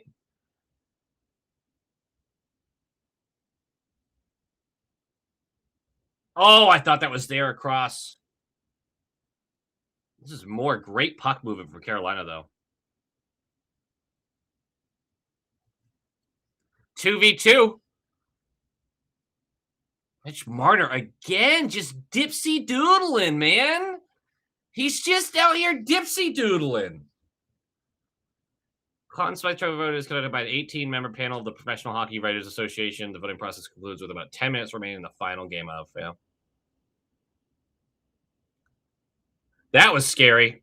I don't know who's in front there getting wailed on, but that skate was right on his glove. If a team's calling for Laura, you do it 24/7. I have to take a chill pill. I looked very drunk the way my eyes were like. I have to take a chill pill on the Lorai stuff because I've been very reactionary with him playing himself out of the lineup in the playoffs and looking awful, obviously, while doing so. And I think I need to take a step back and reevaluate where I am with Lorai.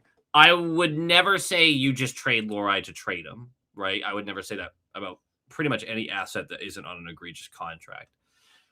So I'm not where you are, Racer, but I am on the he's part of every trade package this summer. Like every single trade idea that we're gonna make up, he's gonna be part of it. Yeah, they have to finish the voting before the game's actually over. I that shouldn't make too much of a difference unless you're going to a game 7 overtime, right? And you got guys who are tied for points and stuff like that. You're like, okay, hold on, let's just see who scores the winner. Let's just give it to them. I mean, I assume it's like a Hall Felino for Mitchell Regula sort of thing. I'm not sure what you mean by that. Yeah, the left side, if Brunet is going to be half the player I think he is, that's not true. If Brunet is going to be anywhere close, though, to the player I think he is, we're going to be fine on the left side with Hampus and Zadorov and Brunet coming up, and Aspero. I would love it if we could get back to the point where Aspero is more of like a third pair, 7th D guy, not on your top pair, which seems fair to me. Nope, still nothing. Okay. Remember when Lorai looked off Pasta for a backdoor tap in to go snipe Rooney and Cheese top corner for his first playoff goal? Yeah. Yeah. That's one of my best moments on the channel, truly. Just screaming about that was so fun for me. I mean, selfishly, not like, oh, it's one of my, no, it was one of my favorite moments of the channel is just losing my mind out of what young Mason Lorai did. And he has really tried to shake the faith tree since then. Damn it, I missed another commercial. I want to talk about this U.S. team stuff. Zadorov, Astro, Harris, Lindholm, even Brunet. Yep. I mean, I have a lot of thoughts about Brunet.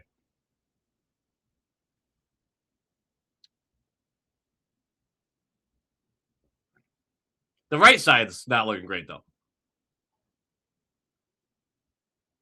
It was fun. It was a fun moment. Oh, Lorai. Which makes me, I still want to hesitate, but I just don't want to trade him for nothing, you know? Zaka and Lorian a pick for Ryan Leonard. Hate to see Zaka go, but Leonard is going to be a beast. Why would the Capitals say yes to that? I don't think that's a good. I think the Capitals hang up on you there. Favorite moment of this last season was the belt for sure.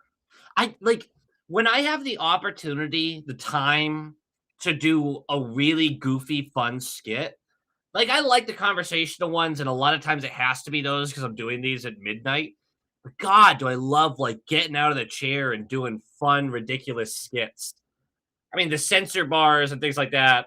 I'm in a much more professional setting for my work. Oh, never mind. Good blocks, good misses. I lost where I was going with that, but things were happening in the game. Well, that's is that not too many men? I thought that was too many men. It's all right. Carolina's going to get back to their game. I mean, they're not allowing a ton of Vegas pressure, but certainly nothing like it was in the first. Oh, nice play. It's Eichel who never loses the puck. He lost the puck. Oh, a Knuckler and Carter Hart going in would be so fun. Right side of McAvoy, Yoki Haru, and insert name here definitely doesn't inspire confidence. Amen, brother. Amen. I think we've already seen Hampus at his best. We're going to find out this year. We're going to find out if the excuse of all the surgeries and needing a full year to recover is true. It's the excuse I'm making, and it's the excuse I believe in. So hopefully, but I'd be very unhappy if we let go of Zaka without a really fair return. True. Some people are real Lori haters in the chat, I see. I don't think they'll move him to the wing. I think the Bruins are too stubborn for that, honestly. Look at Puck GM Bruins roster and see what we find. We could dabble. That's a good stand-up hit. Oh, and then who was that laid a big hit? Was that Miller? Oh, big saves.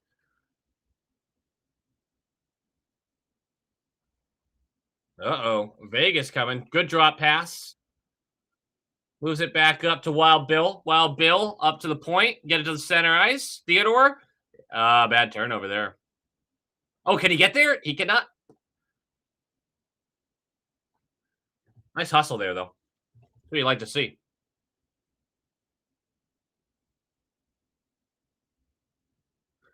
Vegas fans not knowing the rules. You see that? People are like, that's a penalty. Nope. He was in the neutral zone, idiot.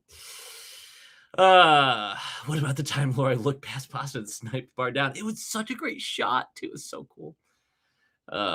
Could Caps make a crazy splash for a retirement season for Ovi? Can you imagine how mad you'd be as a Capitals fan if they did some huge swing, gave up some future assets just to keep Ovi around for, or not even just to keep Ovi around for 1 more year, just to maximize Ovi's last year? Ovi's not carrying you to a cup at this stage, you know? And that's not an insult. We're talking about the greatest goal scorer in the history of the league, statistically. He's not carrying you to a cup anymore. And never really was. He got the one, and you probably sit there and go, Ovi probably should have had more than one cup. Like it's his biggest argument for why Sid the Kid is going to go down as a bigger legend is 3-1. You know, yeah. If I'm a Caps fan, I'm just praying for let's continue to build this team the right way. They feel good about it. You go look at their roster. That's a damn good roster. They need some more help up top, some more skill players up top, but their defense looks awesome. Logan Thompson's been one of the best goaltenders in the league for years now. I mean, he's just quietly been excellent. So I guess them going all in isn't crazy, all things considered, but it wouldn't be smart. And yeah, they do have the assets as well. Ryan Leonard was, I believe, up and down this year from what I checked in on. I can go check that out real quick. Uh, but I do remember several times watching him and just being like, "Damn, this guy's really good." And remember, he needed time. Like same stuff with Hagens that we're watching right now. Ryan Leonard needed time, and he looked more NHL ready than Hagens did initially. Let's jump over here. Oh yeah, he had a pretty decent season here. He's 21. He had 20 goals, 25 assists in 75 games. You take that. You take that from a 21-year-old all day.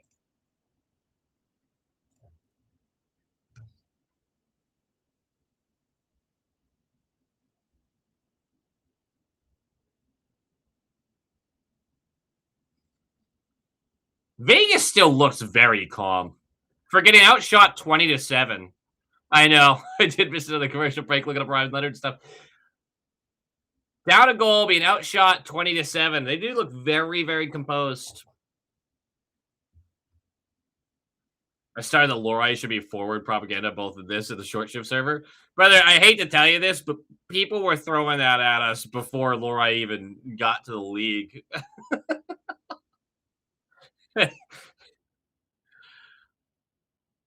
Uh-oh. Uh-oh. Oh, he's fine.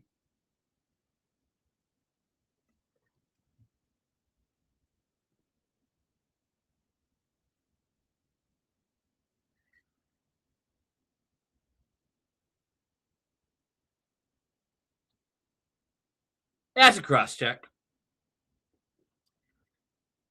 That's right not to be a major because he's like low, a bit on sideways on his edges. That is a cross check. If that was a major, that would be a bad call.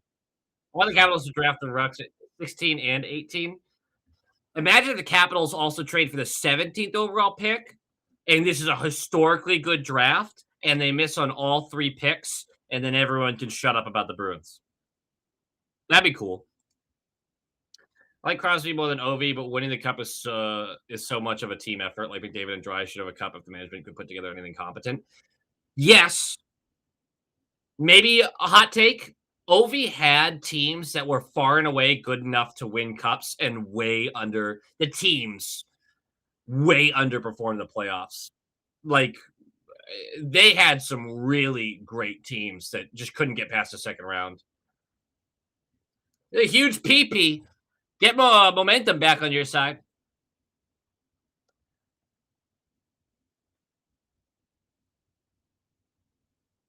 Oh, Jarvis, get one here. I would love that. Give it back to. Oh, they were asking for a Jarvis shot. No, nothing there. Oh, misplay the puck. It's okay. Aho, good save. Ghost. Got a rip. Good save by Kata Hot. And a good clear, too.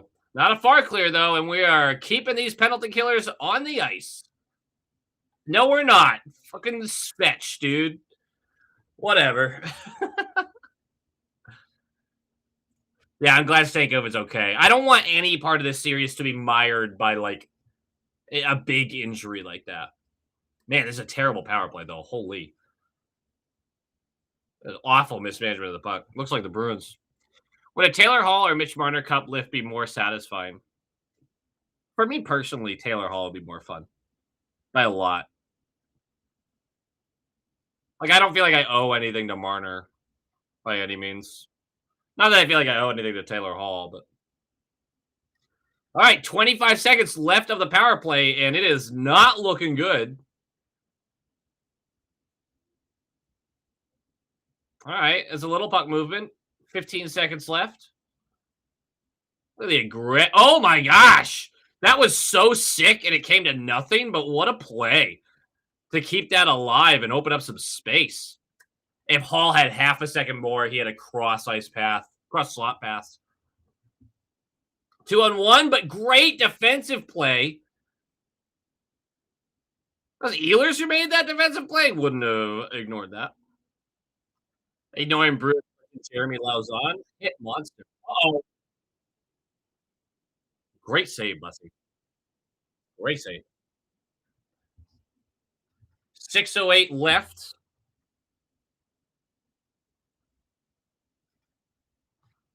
of the period, and we're on another commercial. Okay, the Olympic team, the U.S. Olympic team. So Larkin comes out and says, "I want out."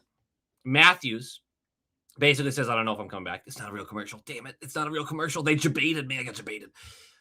The Kachucks. I mean Brady Kachuk. Obviously, rumors all over the place there. Trocheck, but I haven't heard from anything from Trocheck's camp that he wants out. We're just waiting for Adam Fox to say something, right? It does feel like a conversation we have where these guys are just like, I'm sick of dealing with these bumps. I want to win. I want to go play somewhere where they're not mismanaging the team like this. And a bunch of those guys have arguments, you know? I think there's a real chance that Freddie got a concussion and that they're just hiding it. Yeah. Yeah. I think there is a real chance of that. That was a hold. And a late hit. Yeah. Yeah. This is a good call. I don't care if it's for the hold or the late hit. Interference. Okay. Last time doesn't make up for Hart, Eichel, or Torts. Wait, what do we dislike about Eichel? Bruins legend, Mr. Cassidy. We love him. I have no ill will towards Cassidy. I just also have no rooting powers towards him. Obviously, not in the picture. The fact that he's still sitting in limbo, though, is pretty funny. Okay, now it's a actual commercial. So these guys, it does seem like a conversation was happening in that locker room that they want to compete, they want to win, and I'm sure this starts with Matthew Kachuk being a dingbat. But like at the end of the day, I think guys like Larkin, I think guys like Matthews, I think Adam Fox, even they're looking around going, we've watched our teams piss away assets on ridiculous deals.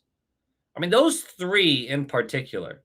Red Wings, this deadline is an absolute disaster, right? It doesn't even make sense what they're really doing. And it looks like they gave up primo assets for nothing, for literally nothing. On the other end, the Leafs are the Leafs, and whether they're making the playoffs or not, obviously this year was just a total malfunction and top to bottom everywhere.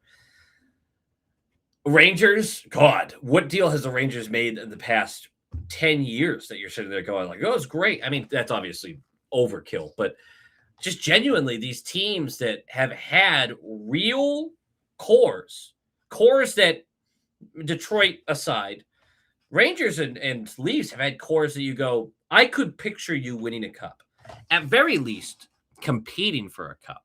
And neither of those teams have really done that, right? Not during these guys' tenure. Yeah, so it just makes sense to me.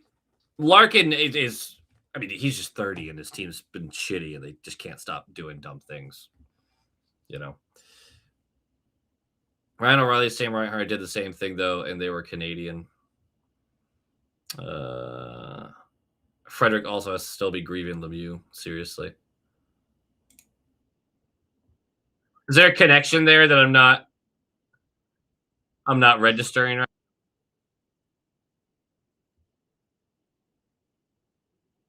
There's a real human element for sure.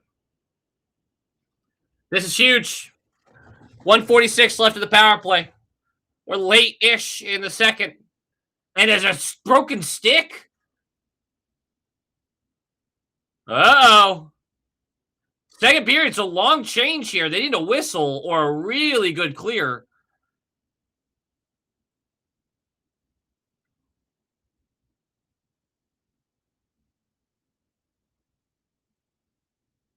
Uh-oh. Uh-oh. This is great puck movement. Good save. I don't know if he ever even saw it coming, though. Couldn't clear it. Marner with the keep. And he still can't get he has no stick.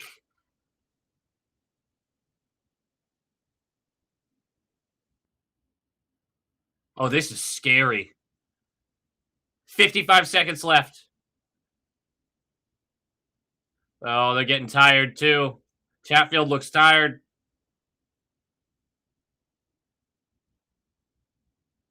Eichel, who never loses the puck. Marner QB in this like a monster. Huge, huge, huge. He needs to go now. He is. He's going right for the. Yeah. His agent. I didn't know that. Yeah, just an awful situation. I think Cassidy is probably cheering for Vegas. He made too many relationships there, right? Yeah, right, John B.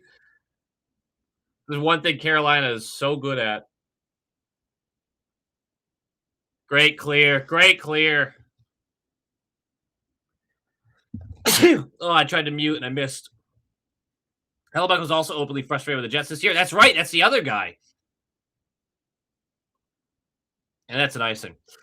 That's another guy that didn't demand a trade, but you're looking at him. Yeah, Hellebuck's also reaching an age. I mean, everybody in that room in Winnipeg knows that we're not good enough to win a cup with this team. We've got 4 or 5 guys that we really like, but it's just not enough here. Ella, I would hold a grudge too, but the in-person relationships I've made with players on the team, there's gonna be a dozen guys that he really cherishes over there. I gotta imagine he's rooting for him, you know? This is the easy part of like forgetting about that human element there. I'm sure he's not gonna love Vegas winning a cup because of a couple of guys, but for the most part, I think he has enough relationships there that he wants those guys to succeed. Ella, don't do none of that, please. Oh, thank you, Boston Red Sox 49.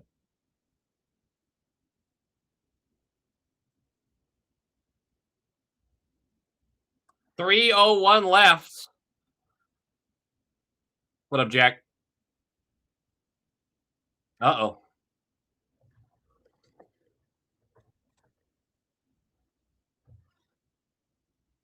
What an unbelievable shot. Holy. I think he gets a ring. Yeah. Although he's not part of the playoff run. I actually don't know. This is an unreal shot. Team's having a choke off. Is Howden still in the upper 30s for his shot percentage? That's off the bar. Holy. Let me get another look at this.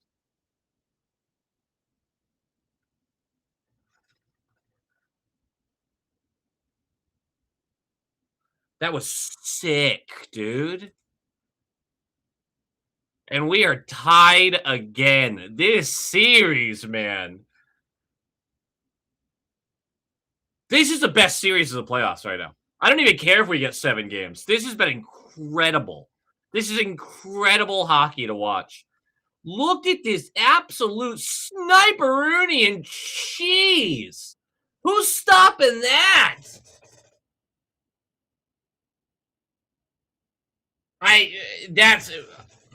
That ain't a bussy, man. That's just a shot. That's one you tip the cap to and go, good work, man. Unbelievable.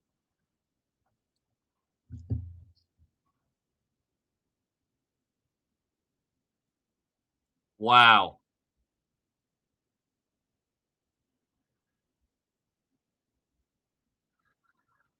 Seeing all these superstar players speak out about their current situation makes me worry about what Pasta is really thinking with the comments after elimination. Sure, he has actually. After that, he came out and talked about how much he loves Boston and how important it is that he succeeds here and all this kind of stuff. His best finals in a while for sure. Oh, another odd man chance, snuffed out well by Carolina though. I'll be worried about Pasta if the setting gets a little different, right? If I think we have at least one more year, and it would have to be a bad year, right? Bussy need that one. Damn, he needs to be perfect rest of the way now, or that's it for him likely. I how do you there's no goalie on the planet Earth that's stopping that consistently. Like that was unbelievable. Nice defense, Chatfield. That's a great. Oh my goodness. Oh my goodness. That's right, Blake. Sure. The shot was 6 feet that way, but you just go right through corner. All right, after you're done.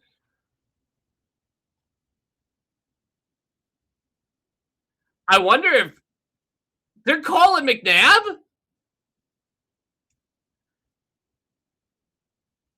You have to be contributing during the playoffs. That makes sense to me. I don't know the rule. Oh no. Oh, there it is.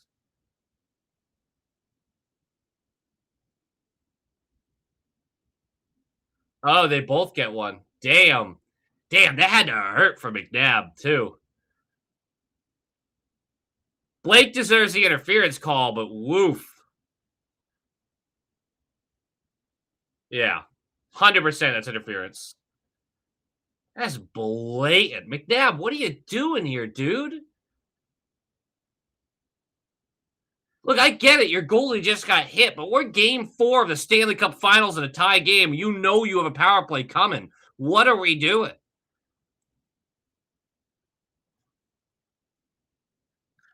John, there's 8 teams in the Atlantic, and all 8 think they'll be in the playoffs next year. God knows how it's going to shake out. Obviously, Bruins way overperformed this year. It'll be really interesting to see if they can do it again. Let's get too bright for Bussy. That third goal, I'm not expecting Swayman to make that save.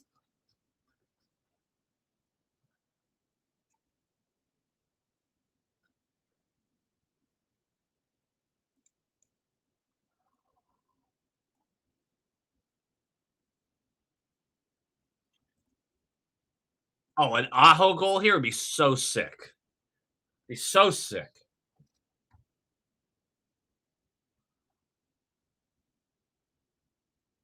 Or Aho could turn it over in the offensive zone and lead to a great opportunity.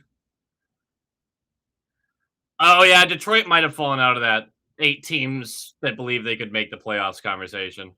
I'm going to keep saying it, though, for now. uh,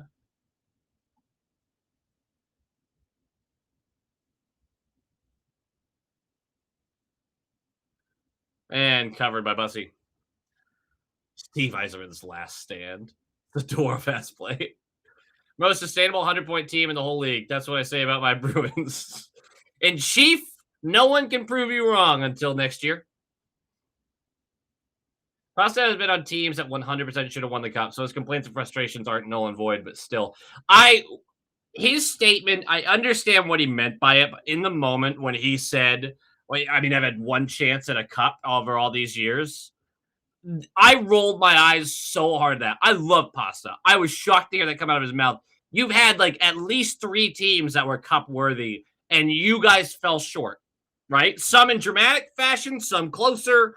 Either way, though, dude, you have had teams around you. If the playoffs were a 1-8 format, Carolina would be the only Metro team in the playoffs next year. I believe the Devils are going to surprise some people. I'm just saying a bunch of shit. It's the off season. I'll start with my serious takes when we get a little closer.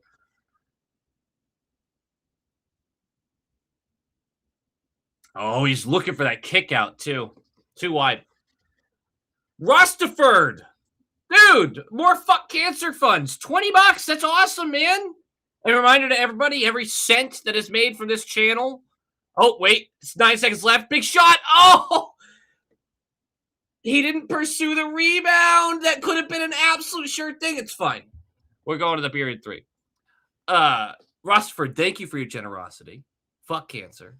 Hell yeah, dude. Meh is the message that you've left. Meh. You know what? I'll vibe with it. The Bruins should leave. Oh, the Bruins should have definitely won a cup at some point between 2019 and 2023. Those teams are definitely good enough. I agree. Totally agree. 2019, I still can't believe we lost that series. All the hubble aside, I just should have won that series. You were the better team. You just were the better team, and couldn't get it done. English isn't his first language, so sometimes some words don't come out as graceful as they should, for sure. And Pasta's usually been very tempered with his messaging, and it was just I'm already, bleeding heart. Season's over. It's frustrating. I'm frustrated with him. But then him saying that statement and everyone running with it, were like, is he going to want out and all this stuff? And I just got frustrated over it. So, Nola Chari. Yeah. That was brutal, but you should have won that series. You just should have. Oh my gosh, this is the first time I've actually looked at the screen while Subban was on it. He looked so good last game. What happened? He looks awful in this one. He doesn't even look like he looks colonial, but he looks colonial as like a maid, Like he's I don't know, servicing people. Just a bizarre look. I think next year I'm buying Ian's Awful Take billboard. Dude, there are a couple things that I want to happen at some point while I'm running this channel. One of them is to have a take so bad that Freezing Cold Takes gets a hold of it and puts it on Twitter. I would love to be on that. And then someone putting up a billboard with my face and an awful take would be all-time funny to me.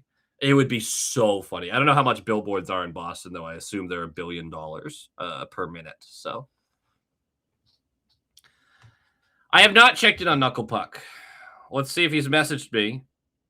He's learning through this series that maybe it's better to just go quiet because I'm going to throw a joke back at him. I swear if this game goes to overtime, I'm suing both teams, the NHL, the streaming service, and becoming everyone's problem. Excellent. My Chemical Subban. I mean, it was a good look for him in Game 3. It was a good look. Binnington was stellar, though. He was stellar in that series. You were just the better team. You were just the better team. Trot! $20, fuck cancer. Hell yeah, dude. My dad died of cancer. Oh my gosh. You had told me about that. That's right. Jeez, I'm so sorry, man. Fuck cancer. That's a brutal, very recent wound. I'm sorry, man. And Nola Chari, yes, was tripped. Justice for Nola Chari, truly. And thank you for the generosity. Fuck cancer. Hell yeah, dude.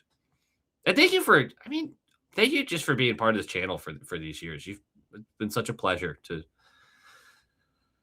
just sort of get to know through the screen, Billboards are illegal in Maine. Everyone should visit Maine. Oh, I love that.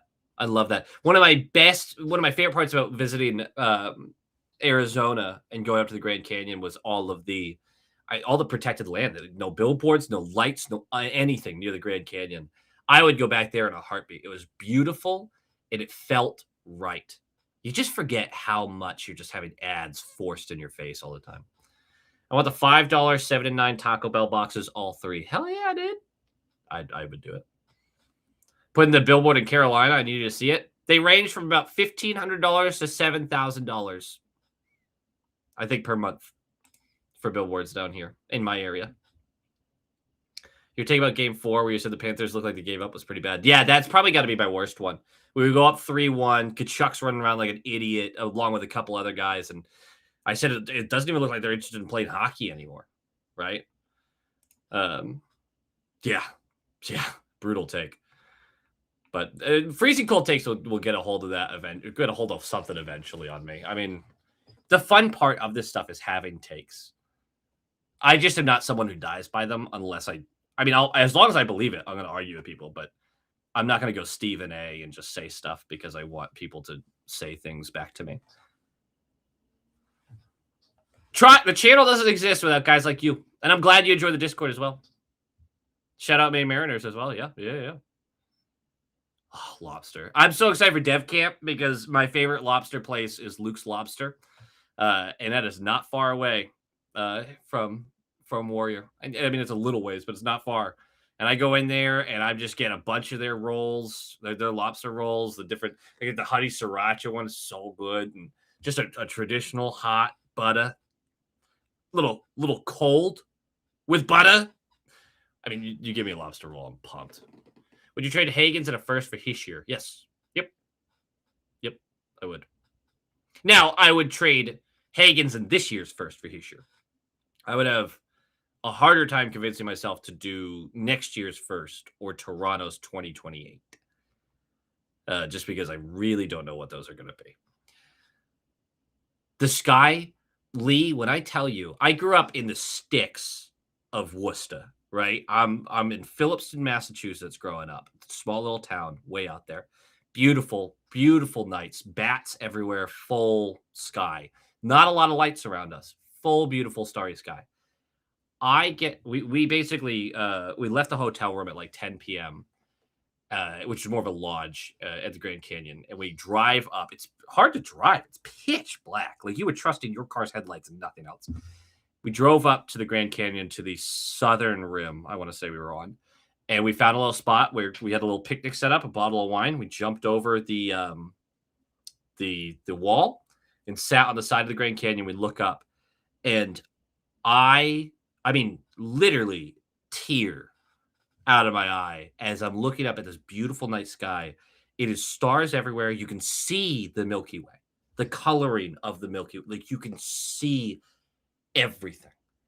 And it's just a reminder how fucking beautiful this planet is. It's so beautiful when we leave it alone. It was gorgeous. I'll never forget just lying there and just in love with the planet I live on. And I get really, you know, mushy sometimes with this, but it is what it is. What it is. I thought the viewership would be low for this series, but it's been high, very high. Yeah. I mean, record-breakingly high. Oyster Farm. I do not eat enough oysters, but that's because I have a hard time trusting a place with oysters, especially in South Carolina's seafood is terrible. Don't let anyone tell you differently. Gudas was, just running around doing whatever. Freezing Cold Takes just listen to 98.5. True. If I could build a billboard and make money, I totally would. That's a lot of money. It depends, but yeah, it is. It's really nice for some people, I'm sure. I still want to get in on the vending machine deal. I need to just buy a vending machine and start putting them in places.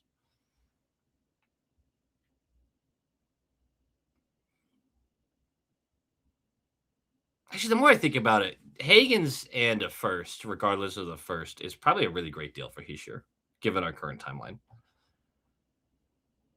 Studnicka. I really thought Studnicka was going to work out, too. Our development has been so bad. Grew up on a small farm in Vermont. In our fields, you could see the fabric of the Milky Way all across the sky. This is exactly what I'm talking about. It's exactly what I'm talking about. And it just, it hits you so hard in the chest. Dude, Athol, we had a little island growing up. So my youth was very funny. We were dirt poor. Then we were very much upper middle class. And then the financial collapse in 2008, right back to dirt poor, right? My parents did not think ahead with a lot of the stuff they were doing. But while we had a lot of money. There was a lot of money early on. We had a little island on Lake Ellis in Athol, Massachusetts. Athol, which is an absolute shithole. It's like the meth capital of the world. And I don't mean to insult anyone from Athol because I'm basically from there. We're borderlines. Like I used to fight guys from Athol. That was a weird thing to say. That's a whole different story. So rambling, but we had a little island on this Lake Ellis, and it was good memories, right? We had a little pontoon boat that would go to the island, and we had a little cabin out there. Athol, Massachusetts, man. Gardner, the furniture capital of the U.S. or the world, whatever they called it. Yeah. So the similar in Yosemite. Yeah, it's just great. Who's leaving Boston? Who's coming in? Peak and Arvidsson are leaving. Lori is leaving. Merkulov's gone. These are my assumptions. We are going to move off of Patra, unfortunately. And I have a deep fear that Lutz Smells is going to be part of a trade package. A deep fear about that this offseason. Who's coming in? We'll have videos about that, I promise. I promise. Oscar Steen. I loved Oscar Steen, man. Still got my Steener in the closet. Think South Carolina seafood, that low country shit. Okay, hold on. Great point. The low country stuff absolutely right. Like if we're doing boils and things like that, I'm with you. But anything like if you order a swordfish or you order a lobster, or it's not good. Shrimp and grits, excellent, right? But oysters and mussels, no, no, no, no, no. Yeah. After a long night around a bonfire, beers aplenty, wandering into the fields after and looking up, it smacks how vast it's just yeah, it smacks how vast it is. It really does. It brings a tear to the eye. I don't mean to offend anybody from who are we insulting? Rule one of Fight Club local. Don't talk about it. Well, I don't know if you guys, any of you guys are aware of this, but the small towns out west in Massachusetts used to fight each other. Like we didn't have gangs, but we had roamers, and sometimes you'd all get together and fight. Thank you, baby. I sent that text like an hour ago. You fall asleep, huh? Yeah. I got a gin and tonic. It's like a seed in here. Larry. Wait, what is in here? It looks like a maybe a seed. Hold on, what is it? Oh, I dropped it? I dropped it. Hold on. All right, well, now I don't know where it went. It's fine. Thank you, baby. I appreciate it. Oh, it's at the bottom now. It looks like a little nugget or something. Watching the sports at the bar. What's up? What's up, Stealthy Potatoes? We're signing Robertson to a 6x15.5. Are we trading for Robertson and signing him to that, or are we offer sheeting him that? Yeah, they can't trade my son. I'd be devastated. What smells is my boy. I remember growing up in a rural part of Nova Scotia. The nice guy was awesome. Moved to Halifax when I got older. Now that I'm an adult, I don't think I appreciate the stars enough. Yeah. My backyard used to be a ton of bats, which I loved. Used to be fireflies. During the day, it was dragonflies, and it was just beautiful. RV better be re-signed. I really doubt it, unless he really wants to do something team friendly to stay in Boston. I think he's going to take the opportunity he has in front of him, which is a good contract, I would expect, and with a team that looks like they'll be certainly in the picture, rather than Boston, where it's a bit more of a best case scenario right now. Tyler Johnson hated himself here, I feel like. It was a stupid... I can't believe we brought him in anyway. That was such a stupid player to... It didn't make any sense. You want to talk about vets blocking young guys? Well, you got a lot of acid. Yeah, I believe it. Have a good smoke, and then you get out there. It'll help you along, too. What are the odds? Happy hour oysters for $1.50 shrimp. How many of each you crush it? If I trust the place, I'm eating at least 40 shrimp. If they're not fried. If they're fried shrimp, I'm not really... Like, I just don't do that to my shrimp. I love shrimp. At least 40 shrimp and 22 oysters, something like that. Nothing crazy. Nothing crazy. Oh, the nugget floated to the top again. What is this? I mean, it must have fallen off the line, but I'm not really sure what that is. I can't get it to focus on it. That's fine. Yeah, right. That's fine. No worries. Oh, and this has a little kick to it, too. Excellent. My wife is pretty friggin' dope, guys. McCarron to a 6-year 3x3. I never agree with a bottom sixer getting that long of a contract. Do I absolutely agree that he's a worthwhile player to have on your team? Yes. But 6 years is a long time for a bottom sixer. I want to move to New Hampshire if I win Powerball. Do it. It's a beautiful, like, if I suddenly had money, I'm getting a little off the beaten path for sure when there's a convenience factor. It's funny you say that, Johnby. Oftentimes she jokes about poisoning me. I ask her to, you know. I don't want to be old, and I've got a life insurance policy, and if she ever gets sick of my shit, I'm just like, just end it for me, please. You know, please do it in a way that I go quickly. Just do me that decency. I gotta get a will notarized that says if if my death comes under suspicious what circumstances or whatever, that my wife is to be in no way held responsible for any actions taken against my life. Or I don't know. Maybe we'll make like a fake video of me abusing her, so it's justified. I don't know, but I trust her judgment. If she thinks it's my time to go, it's my time to go for sure, for sure, for sure, for sure. I would live in a nice beachish place in New Hampshire, right on the border. While I would need access to the beach just for shits and gigs, I would prefer a mountainous area. Don Sweeney is nothing if not great at finding bottom six talent in the bargain bin. We're basically like Dane Cook and Good Luck Chuck. Everyone comes to the Bruins to get a great post Bruins contract. It's a great comparison. It is a great comparison. It's not a good movie, but it has a couple of laughs in it. Kelsey, thank you for subscribing to the channel. I appreciate that. Hell yeah. I appreciate the support. How do we fix the development problem in Providence where draft picks waste away? Yeah, I think we've truly reached the point where, I mean, they're already, making some changes. Langenbrunner's been not fired, but they're not extending him. A lot of eyes have moved towards Providence and the changes they're going to be making this offseason.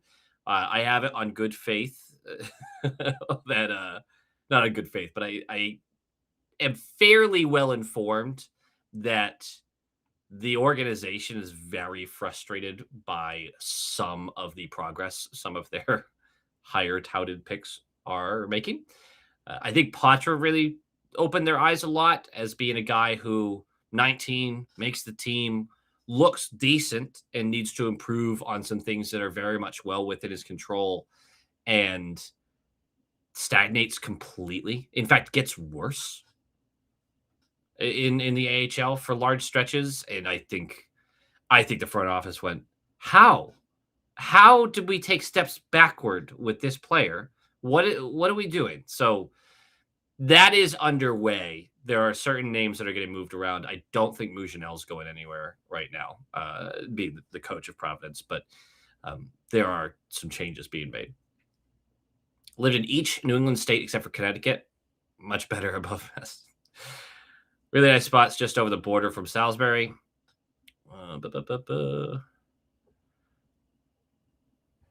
Watch the Goose stream now. What's the Goose stream? I want a lake at the bottom. I would do a lake. A lake at the bottom of the mountain? Absolutely. Absolutely. Yeah, beachfront you have a lot of money. Bought Goose tickets last week. What am I missing about the Goose? Yeah, not a lot of coast in New Hampshire.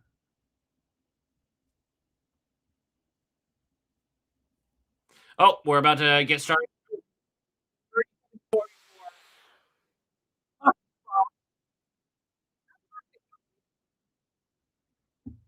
Who are you rooting for, Kelsey? We'll all change our minds to match what you say. I promise. Every single one of us will root for whatever team you're rooting for.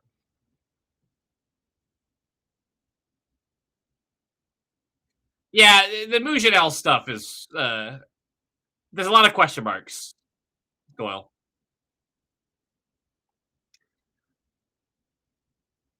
Someone's going to score an early goal. First 5 minutes of this period for sure, right? Goose is a jam band? Oh, cool.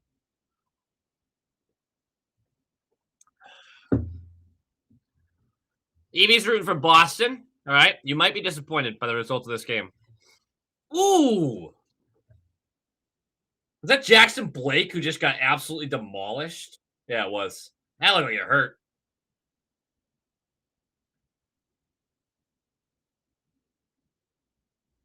Yeah, all of the Carolina's big dogs have been awful. Oh, Bussy. Oh, we got back. We got back. We're fine. We're fine. We're fine. We're fine.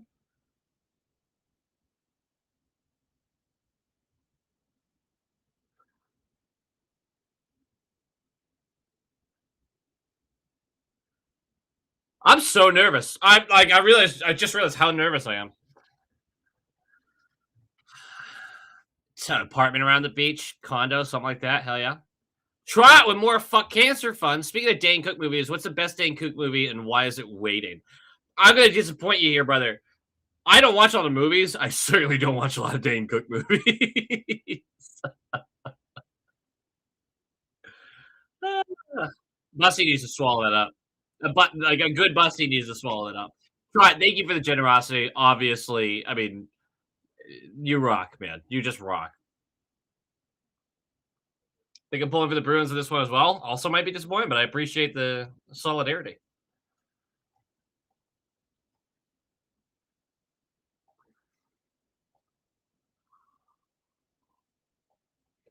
No band jams like Goose. We got to check out Goose now, I guess. That's another like these face-off wins in the defensive zone have been so huge through this series for Vegas. I feel like they've gotten a lot of the ones they've needed. Oh no. I need Bussy to start like these rebounds are egregious. Johnny, I have a rooting interest in the Canes. I also do not watch a lot of Dane Cook movies. I was guessing that's your answer too.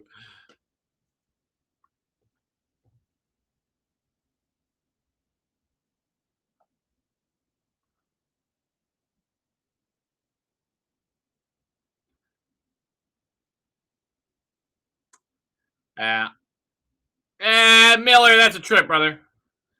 That's a trip, brother. You can yell at the ref all you want. That's a huge face-off win, except for a miscommunication between Chatfield and Slavin. Slavin has just not been himself in this series, man. All right, first face-off win kills 20 seconds. You take that.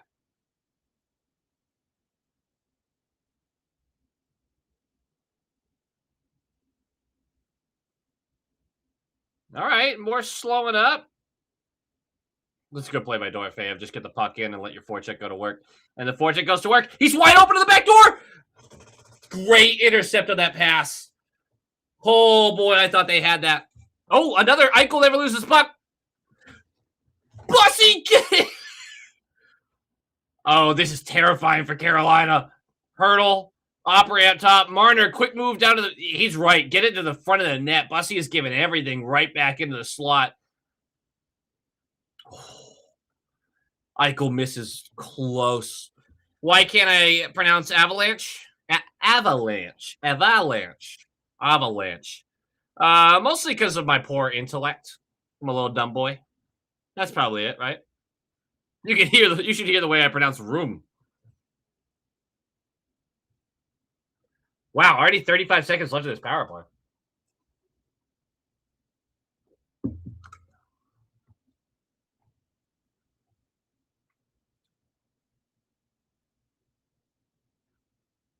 Oh, that's a great play. Aho, you've got 15 seconds left. The most important thing. There we go. Nope. The most important thing was to keep that deep in the zone. Aho is not playing smart either right now.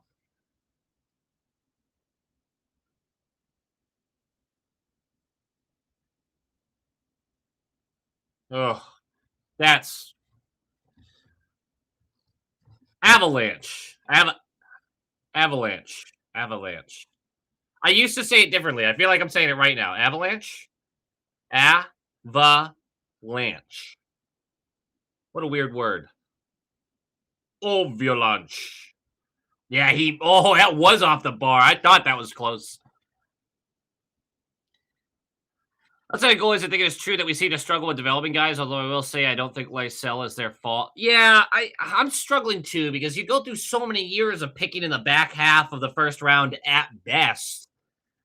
How judging the development is really hard. It's really hard. Hard to be excited about a series with two teams from places where you never had to shovel snow. I don't think it comes into my decision making, but I understand what you mean.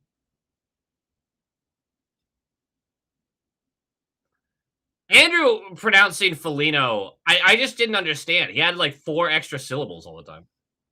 All right, Carolina, let's get something going here. 1537. Carter Hart's just gonna grab that. Okay, whatever. Which Broncos? Okay. Denver.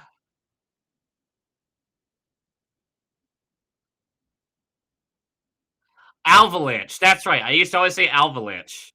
That's right. That's right. That's right.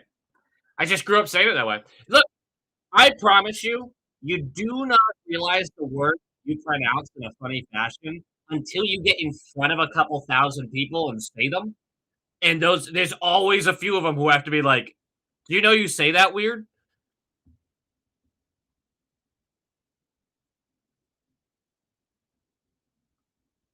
Oh my gosh, how do you lose that puck? I mean, this is frustrating from a Carolina's perspective. This is poor play.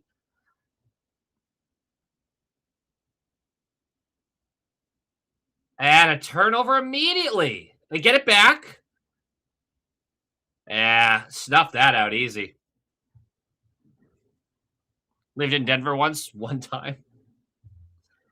Now, I tell you, the pronunciation of hockey names is the same thing, too. You don't realize that when you say it on your own, or you're just in conversation with people talking about it, you say the name incorrectly. In your head, you're saying it fine. Then you get on this and you start saying things, and people start calling you for it. It's a great way to get educated on pronunciation. Some stuff I'm just going to say wrong, though. Eichel, who never turns the puck over.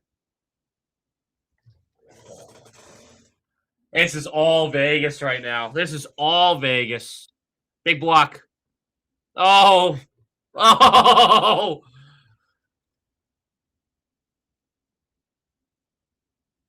This is just crazy. One to beat.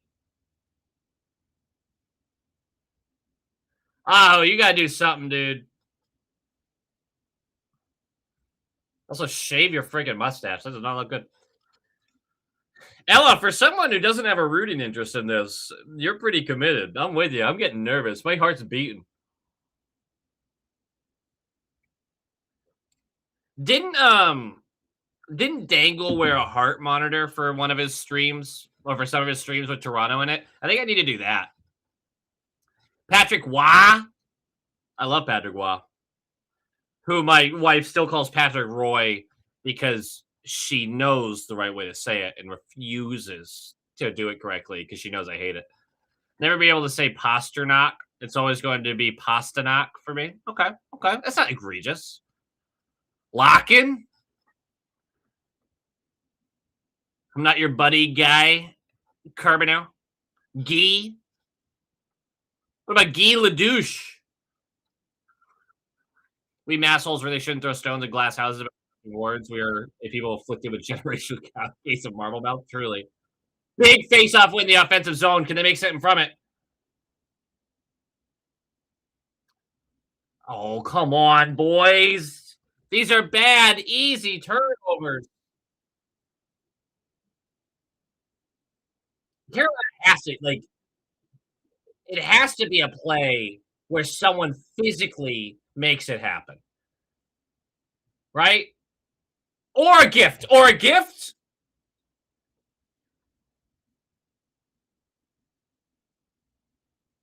No!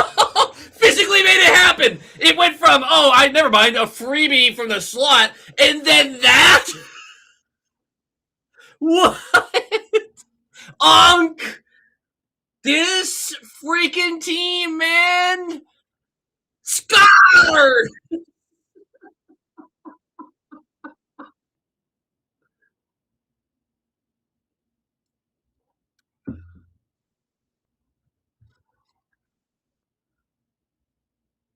Oh, yeah, Stahl forces that with the deflection. Look at the fight from Jarvis. The awareness from, who is that? Yeah, Ehlers. Oh, and Stahl just sticks with it. A desperation play. Holy. Yeah, that is an effort play. Physically make it happen. I called it. I'm just saying. That's such an ambiguous way to say it. Like, yeah, you called it. It's as vague as it comes.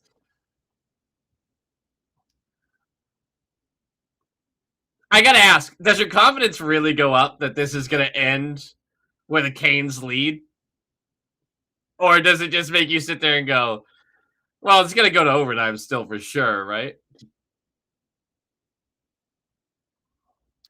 And Miller's lost his edges a lot tonight.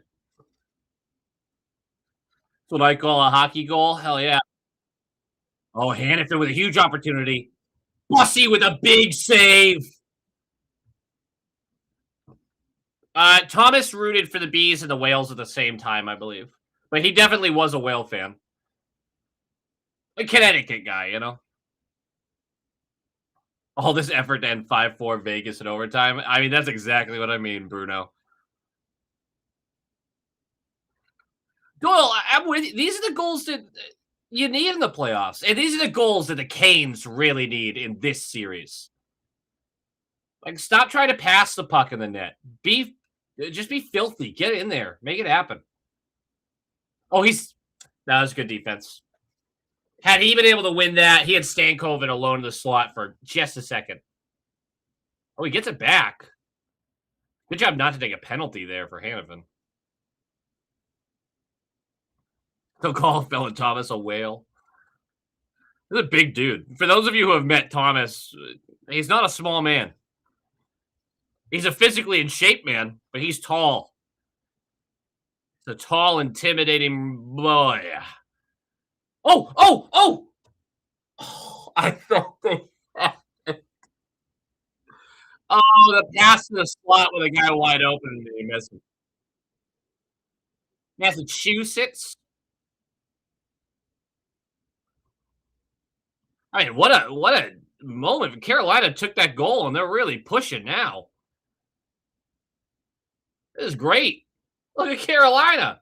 16 shots for Vegas through 49 minutes of play. Not what you're looking for.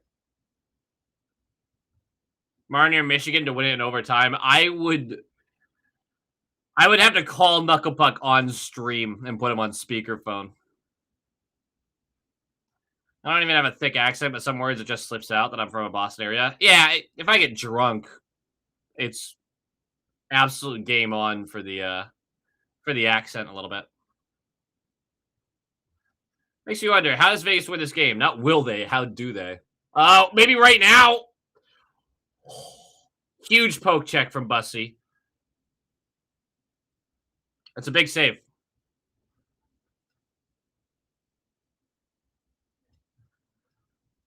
Vegas pushing again. Chatfield again.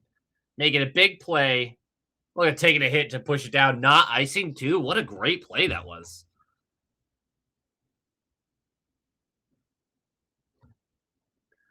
New Haven, Connecticut.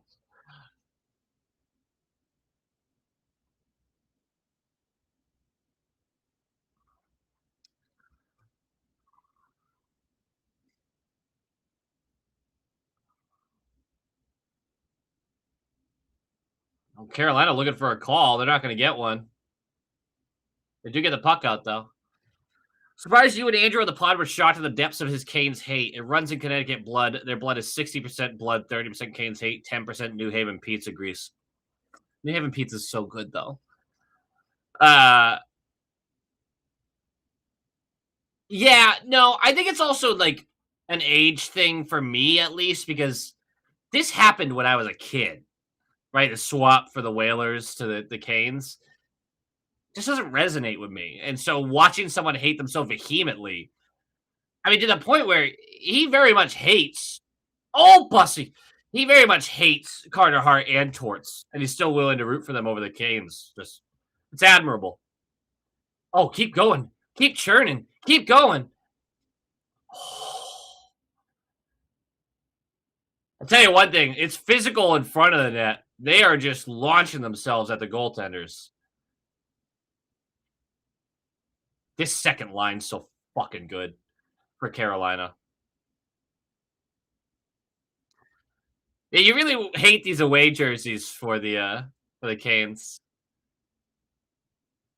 There you go, Bussy. Get that puck out. I have like a dog hair or something in my eye. Ah, man, good. Again, snuffing them out. And no shield. Look, honestly, Thomas's hate has made me recognize the authenticity of the hate you guys carry for the Canes. Like I thought you were being babies a little bit, and then the more he talks to me about his hatred, the more I'm like, I think I just have to respect this, you know? That's icing. I've tried to bury the accent in a dark hole when I get fired up or I'm drinking, though. It's full blown Doyle from Southie mode. I don't go full Southie, but yeah, you'll hear it sometimes on the podcast too. I'll get really worked up and little things will slip. I'll also have moments where I put it on just for the funsies of it, but you can very much tell the difference between those two. Uh, Worst jersey matchup in the Cup final history, kind of. When I did dual enrollment in high school, so I was doing like the college courses instead of the high school ones, and I had a speech class. And my professor, I loved acting, and I just love speech in general, performing in front of people. And actually, we'll walk in on this for a second. They're about to drop the puck. 7:46 left. Offensive zone face-off. Vegas wins the face-off. Oh, knocked down in front of the net. Marner. Oh, I thought that. Oh, everything's fine. Everything's fine. He iced it. Didn't have to ice it, but he iced it. The speech professor pulled me aside after one of my projects, which was just speeches, right? And she told me just flat out, no one's ever going to take you seriously in any area of life if you want to be somebody who talks for a living, if you don't remove more of your accent, because it makes you sound uneducated and simple. Now, obviously, that was ghoulish overkill for this 16-year-old kid. Oh, here we go again. Right back to the net front. Canes managed to get it out. But it did wake me up a lot in the sense of how strangers view you when you have a deep accent. So I removed my accent. There's a few things it comes out at, but I chipped away and I removed it. And it was a good thing too, because I did do a lot of stage work later on, and it was important. Canes hater because their whole org is so fucking insufferable. Trot, I think you have a leg to stand on there for sure. Vegas back to work. 6:44 left.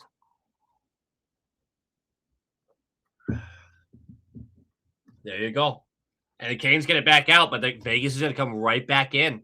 This is a dangerous game to play right now. You give Vegas the opportunities, they are going to capitalize. Get this puck deep. Loft it in. That's fine. You should have played that back. What a mistake. Never mind. Wow, they get that out, but Canes possession. Chief, yeah. Thomas takes hating to a professional level. There's levels to this shit.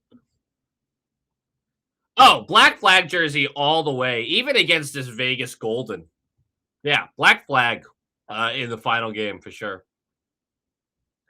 Don't really have an accent, but people from different places can spot it even if you don't think you have one. But the real tell is using words like frappe, bubbler. I can't bubbler. No, so bubbler is one of the words that I got knocked on a lot. I just included that in my vocabulary even after that conversation. I never really removed that from the lexicon. And then I came down to Charleston, South Carolina, and I referred to it as a bubbler and a clicker. And people were like, I don't know what the hell you're talking about, you stupid little man. And so I had to figure out what was going on there. But man, I haven't said bubbler in like 6 years now. Although you start to remove yourself from areas that have them. So that kind of makes sense. It's probably been longer than 6 years. My dad, Worcester native, eliminated his accent. It still comes out in words like umbrella. Yeah. Yeah. Because no matter how deep you go in to remove it, there's certain things that just stick. Thomas is my favorite hater. Same. Can't eliminate my accent at this point. Just kind of have to accept that I'm going to sound like the guys on Letterkenny for my whole life. There's also like is it worth it? You know? It's not can you, can't you? You probably could if you genuinely had to, but is it worth it? I want to be areas where I'm speaking to people in a professional setting. And so it was worth it for me to get to more of a neutral stance.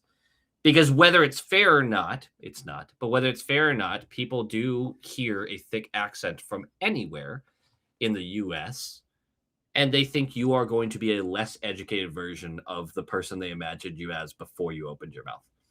And that's a thick Californian accent, a thick Boston, thick Kentucky, thick Floridian, thick Texan, does not matter. If you have a truly identifiable accent that comes out immediately when you start talking, strangers think you're less educated than you are. It's not fair, but it is true. That only comes into play if you're putting yourself into situations where you need to be more accent neutral. Otherwise, who gives a shit? It's a rotary, by the way. I hope I'm on your team with rotary, but it's a rotary.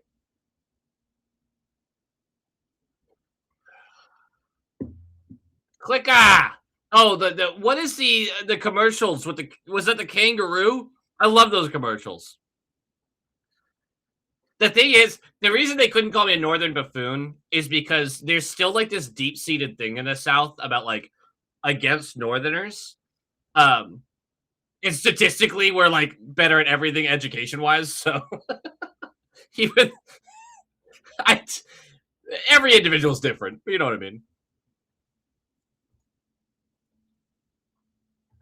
It's a rotary.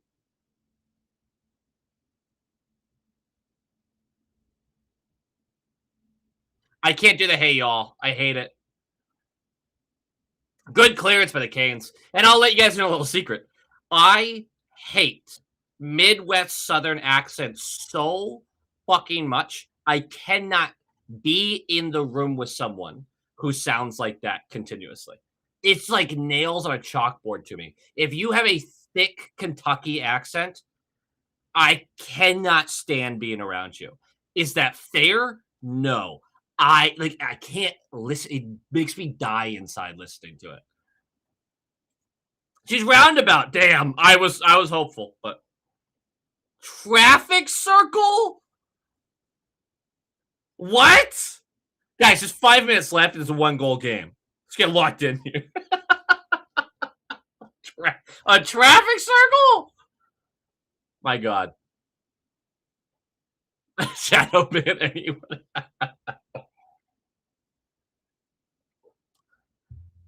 When do you pull Kata hot? Oh, it almost made the pulling him a little bit sooner. There we go, Carolina. Cycle this puck. You know, Fetch, why are you forcing the play, brother? Oh, great turnover there for her. To have a series in which Svechnikov and Aho and largely Jarvis, other than the overtime winner, have not been that effective and still be potentially looking at a tied series, crazy. Run to boot. The traffic circle people are getting it right now. I like the Wisconsin accent. I do. But like that's what but you're right. And there's certain things that like I can't sometimes one just gets you.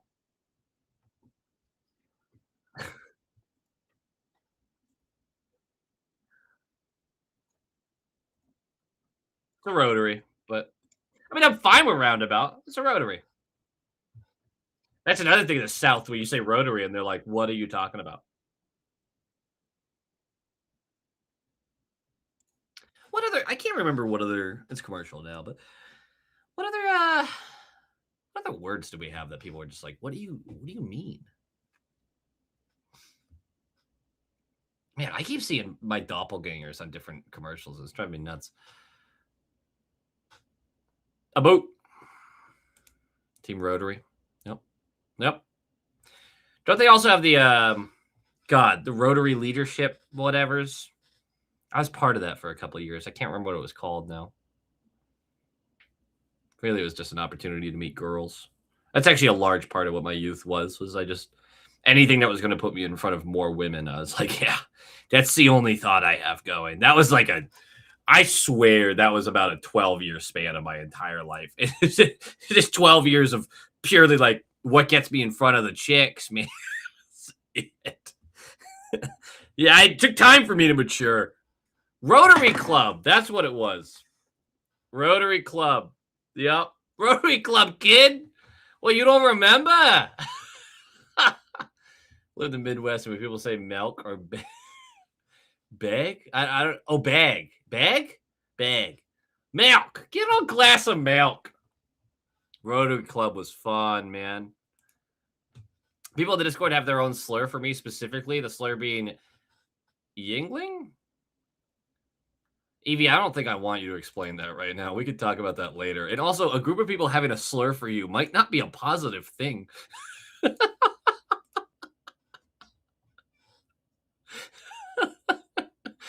Evie, you're always cracking me up. I'm from Cincinnati, but live in Georgia now, and people here are always on some BS with what they call stuff. You got to give me some examples. Nova Scotian word for you. Do you know what it means if I describe you as owly? I don't know what that means. Here we go. 4:16 left. 4-3 game.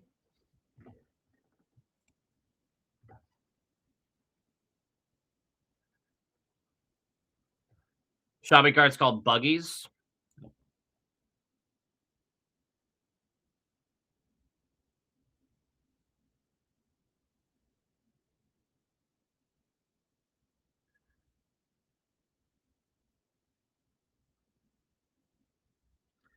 I think I called shopping carts carriages for like 20 years of my life, and then I changed that too. I can't remember though.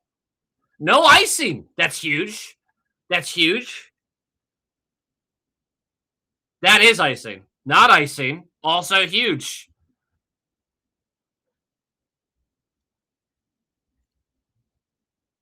My nose gets itchy when I'm nervous. Don't ask me why. I shouldn't have said that actually.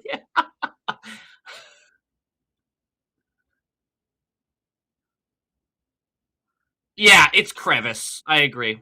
Unless you're trying to be funny. Then it's crevasse.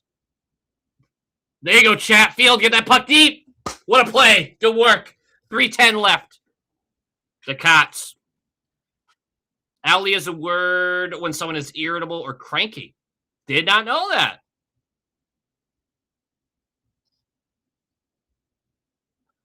Yeah, the hampa. Yep.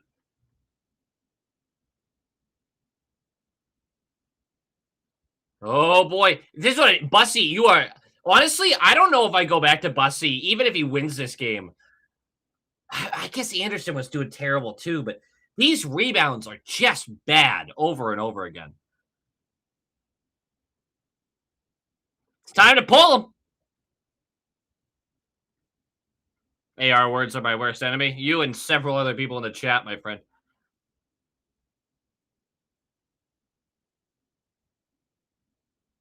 The hampa.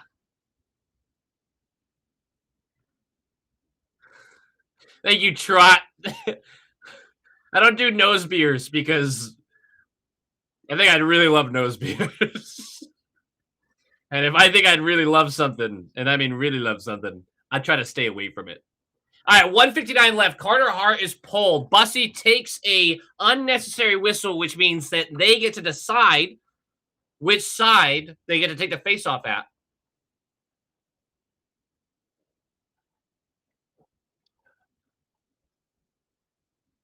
The Hoppa. That's right. I forgot about the Hoppa. That's the commercial.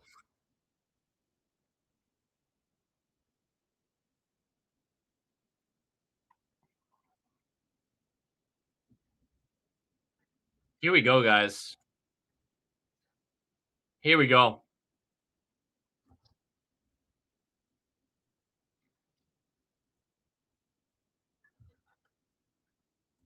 They should be able to decide it, right? That's an unnecessary stoppage.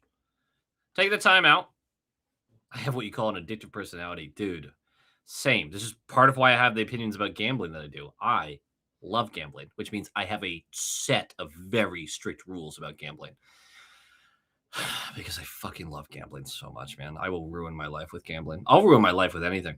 I love all sorts of stuff, and I have to really hesitate to do a lot of things because, boy, I love to do stuff that makes me feel good.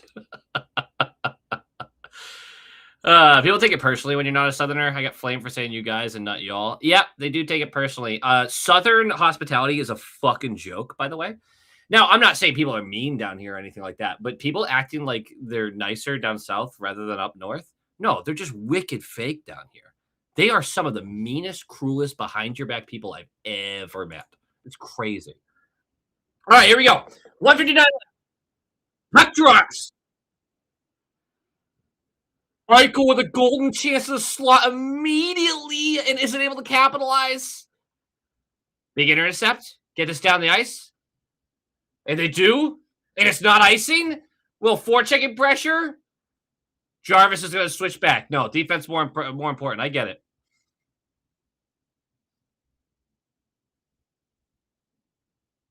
Yeah, nose beer is exactly what you think it is. Especially when I say I would really love nose beers. That's a huge icing call. The fake kind of shit is true at West too. In fact, the only place I've ever found it not to be a common thing is in the Northeast. Yeah, Wicked, I say a lot. Gambling, drinking, strip club. Never do them alone. Valid. Not a strip club guy. Bless your heart. Yeah, I hate that shit. It's always so rude. They're so. I have so much I can say about this, but the game's on.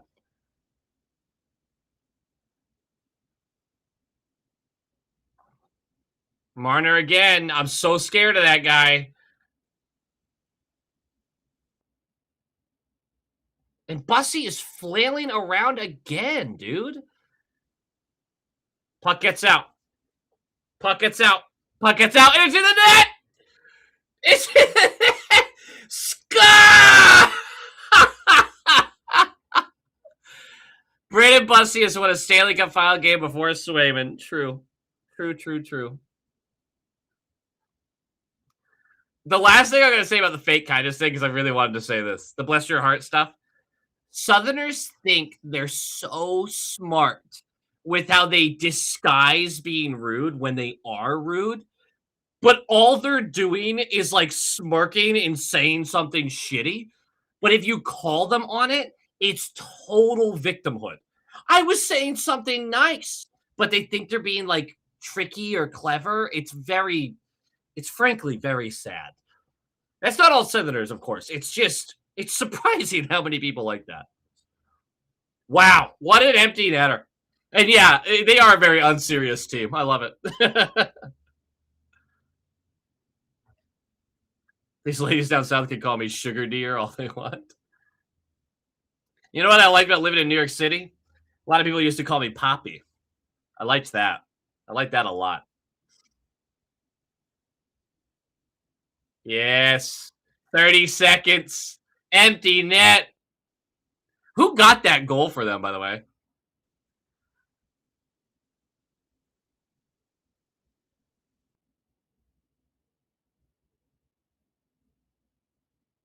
No. I've lived in the Northeast my entire life, and people up here are not any better than anywhere else, especially if you disagree with them on anything. Oh, yeah. They have all their own, like, they're they can be just as shitty. It's just usually more to your face. I always see videos of others thinking "Bless Your Heart" is clever and a welcome secret. We all know that. Yeah, that's kind of what it is. Man, how you doing? Was that Ehlers' goal technically? Actually, let me just check real quick. Yeah, it was. Good for him. Classic. Good for him. I did get the gin and tonic. Thank you for asking.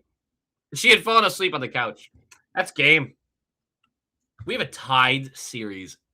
Hell yeah. Hell yeah. This is great. It's not even 11 o'clock yet either on a work night. Went to New York once. A Puerto Rican guy called me boss. Felt on top of the world. Yep. Yep. Love that shit. Love it. When my southern friend calls me hun, she thinks I'm being stupid. That's very correct. Yes. Especially in that hun. I'm happy for all too. Also, the series is great. Now, regulation, boring, but a win's a win, and this just means one extra game in this series. I feel at home when I walk in a Boston bar and the bartender calls me hun. Yeah, truly. Hands you a little Keno slip right away. Used to bartend for a while and called everyone boss. It was a great power move. Love that. And Andrew is pissed. I believe it. Poor Thomas. Let's go, Brandon Bussey. It's been a while since I've seen the Let's Go Brandon stuff. Southern ladies will talk about you like you aren't there while insulting you. My biggest thing is I don't like the way they treat the women in my life. It's like they're so catty and behind each other's back. And like, I get so angry for the people that I love dealing with this stuff. Cool with either team winning. Just want Martin to win it as a finger to Toronto. Now that Freddie Anderson's out of the lineup, that is a huge bummer as a Toronto hater. Like, that would have been really fun if Freddie Anderson was playing out of his mind, won a Conn Smythe, or Marner won the Conn Smythe, because then it's these two guys who are part of the problem all those years, but yet they're the MVP of the team winning the cup. Went to New York a few weeks ago and ate my weight in Gray's papaya hot dogs and also felt on top of the world. I never had a Gray's papaya hot dog. Now I feel like I need to go back for that. Black Cajun coworker calling me shorty is fun. All right. Chief, more fuck cancer funds. Thank you for the generosity, brother. Thank you for hanging out once again. You are a staple to these streams through the playoffs. These have been great. It's been a good time, and we are 3 for 4 on Stanley Cup Finals games. Hopefully, we're going to keep that going. And then the short shift podcast, I believe, is going to get pushed out. I think end of the week we might be able to do an episode, but we're having a little scheduling trouble this week. And the scheduling trouble the past couple of weeks, it's been a little difficult. But thank you, Chief. You rock, and you know that. But I really appreciate the fuck cancer funds. Amount of times I've gotten called fucker by the bartenders at Greatest Bar. I like the Greatest Bar a lot. Best glizzy is in Iceland? Bit of a trip there. I'll do it. My title is Daddy. Good for you, JR Hunt. Good for you. Yeah, I mean, I still think the Canes jerseys are, like, they're clean. They got the sleeves and the band, and I just don't like the way they're built out, frankly. There's just too many mismatched spots. It's like someone who has a tattoo sleeve, but it's just random all over the place, and there's no, like, it's not, like, together at all. Although that's a personal preference to me, who has no tattoos, so I shouldn't be judging. Sweeney traded Bussey. How does he still have a job, honestly? I could do you one worse. Sweeney didn't trade Bussey. Yeah. But he still has a job because he has his goaltender of the future. And yeah, that's all it is. Trot! More fuck cancer funds! YouTube isn't letting me say the word yes, but do something to the Canes and it rhymes with puck. Fuck the Canes, huh? I can respect it. It's a valid opinion. I'll give it to you. It's not my opinion, but I will give it to you. Thank you for the generosity, brother. Let me see here. Bouncing around. Okay. Yeah, I think we're going to end it here. I hope you guys all have a fantastic night. Go Canes. Ella, I'm not too distraught about Bussey, too, because this is one of those things where we've been so well taken care of in net. So well taken care of in net, and you just can't keep everybody, and once in a while you're going to miss one. And so losing out on Bussey is a bummer, but I'm seeing a lot from Bussey that I also don't love as a goaltender. So I'll be interested to see if he turns this into a real career. Obviously right now, though, what's more important than being in the cup final? So I obviously give him a ton of respect for that. And he had really great sections of the year, just really awful ones too. Rosterford, more fuck cancer funds. $10. Thank you, brother. Thank you, brother. And fuck cancer. And thank you for hanging out through the stream. I know you did a little ghost time, just kind of sitting in the back, taking a look. But thank you. I appreciate you. And I appreciate all you guys. Thanks for hanging out. Oh, I wish I had some lobster right now. Dev Camp, really looking forward to it. Gonna have some serious lobster rolls every day. Oh, I'm gonna find out if they have a shipping program where I can ship some to my lovely wife, who for once won't be able to join me. I don't remember the last time I traveled, truly traveled without her. This is gonna suck. I'm gonna miss her. But that's just me. All right, Jambi, have a great night. Dr. Roxo, and I love cookies. Have a good one, everybody. Thanks for hanging out with me. I'm ending it here, but you'll see me you'll see me again before the series is over for sure. I believe next game should be Thursday. And the current plan is for me to stream.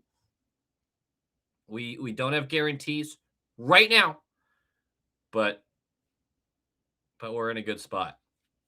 We are in a good spot. It is Thursday. Yes, let's do this.